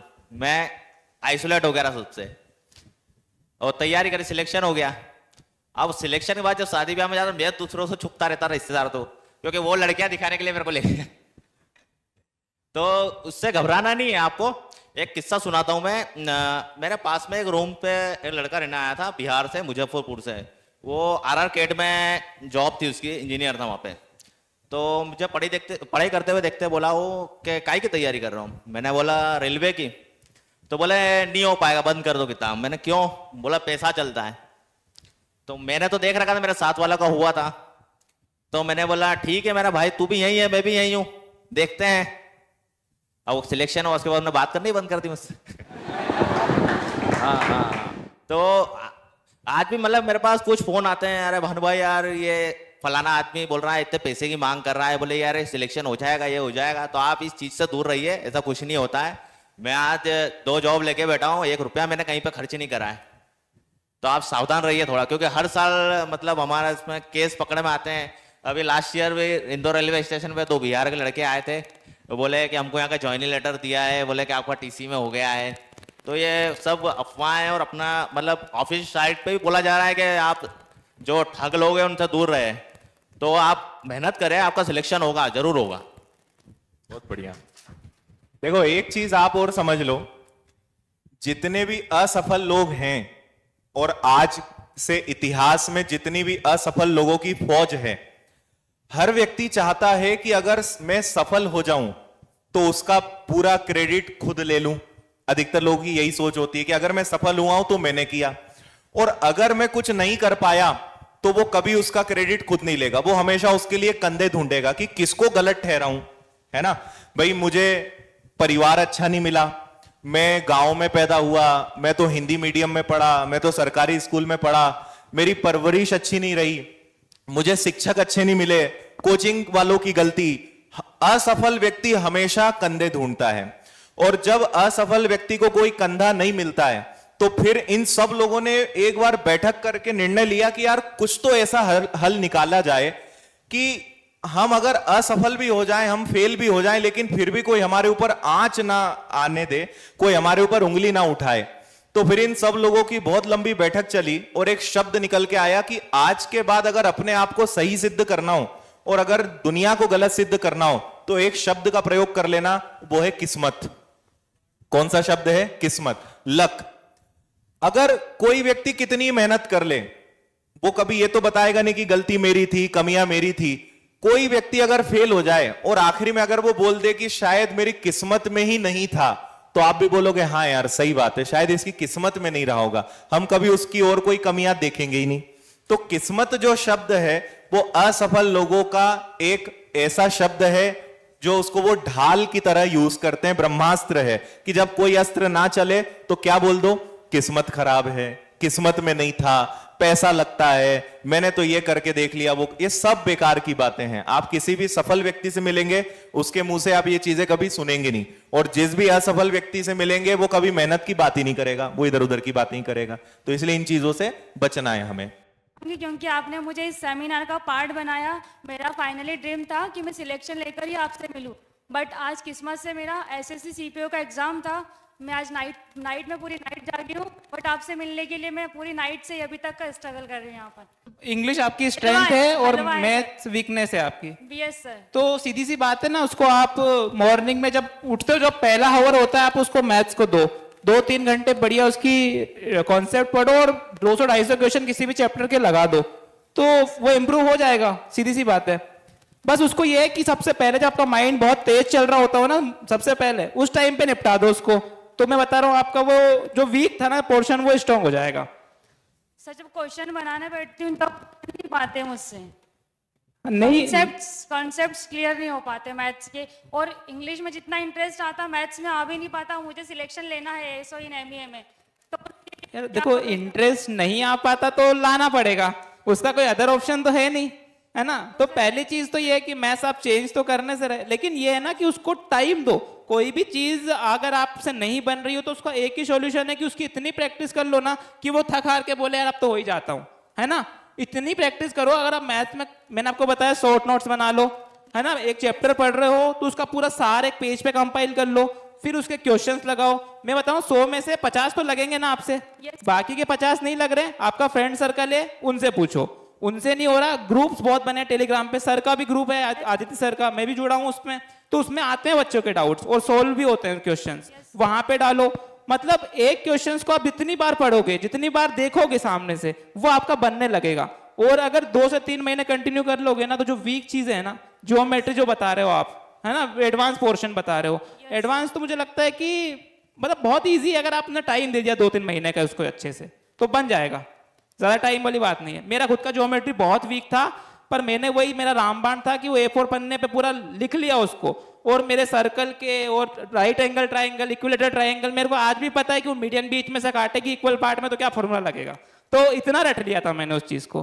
तो मैथ्स आप रट भी सकते हो एडवांस पोर्शन में। मैंने काफी क्वेश्चंस भी रटे थे कि एग्जाम में दिखाओ, रट लिया सीधा, है ना। देखो, पढ़ाई का तो ऐसा है कि कुछ चीजों में मन लगता है और कुछ चीजों में मन लगाना पड़ता है ना। तो आप हर चीज में मन लगे जरूरी नहीं है, लेकिन थोड़ा मन मार के पढ़ना तो पड़ता है फिर चीजों को।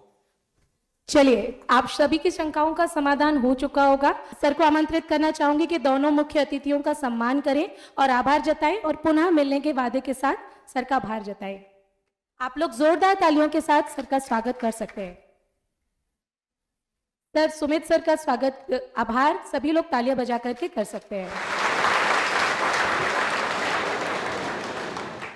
भानु प्रताप सिंह सर भी हमसे अलविदा लेने वाले हैं। आप सभी तालियां बजा करके सर का आभार व्यक्त करें। धन्यवाद शिवम सर, आपने नए कानून के बारे में भी बात की और बहुत बारीकी से हमें बताया कि किस प्रकार सफलता की सीढ़ी पर चढ़ा जाए और क्या क्या गलतियां ना की जाए। अर्जुन सर की सकारात्मक जो आपको वाइब मैच हुई है, उसके लिए भी जोरदार तालियां बजा दीजिए। ऐसा लगा आपके बीच में से ही कोई युवा आया है। धन्यवाद सर आपका भी। आप फिर से सर आएंगे इस वादे के साथ। सर को आभार जताना चाहूंगी। तो सबसे पहले आज हमारे जितने भी अतिथि जो इस समय हमारे साथ अभी यहाँ पे उपस्थित हैं, और कुछ लोग जो ऑन ड्यूटी थे उन्हें जाना पड़ा, तो मैं आप सबको फिर से धन्यवाद देता हूँ पूरे विनर्स परिवार की तरफ से, आप सब लोगों की तरफ से, कि आप सब यहाँ पर आज आए, आपने समय दिया, बहुत अच्छे से मार्गदर्शन दिया, मोटिवेशन दिया, और आपके कई सारे प्रश्नों का जवाब देने का भी यहाँ पे सभी ने प्रयास किया।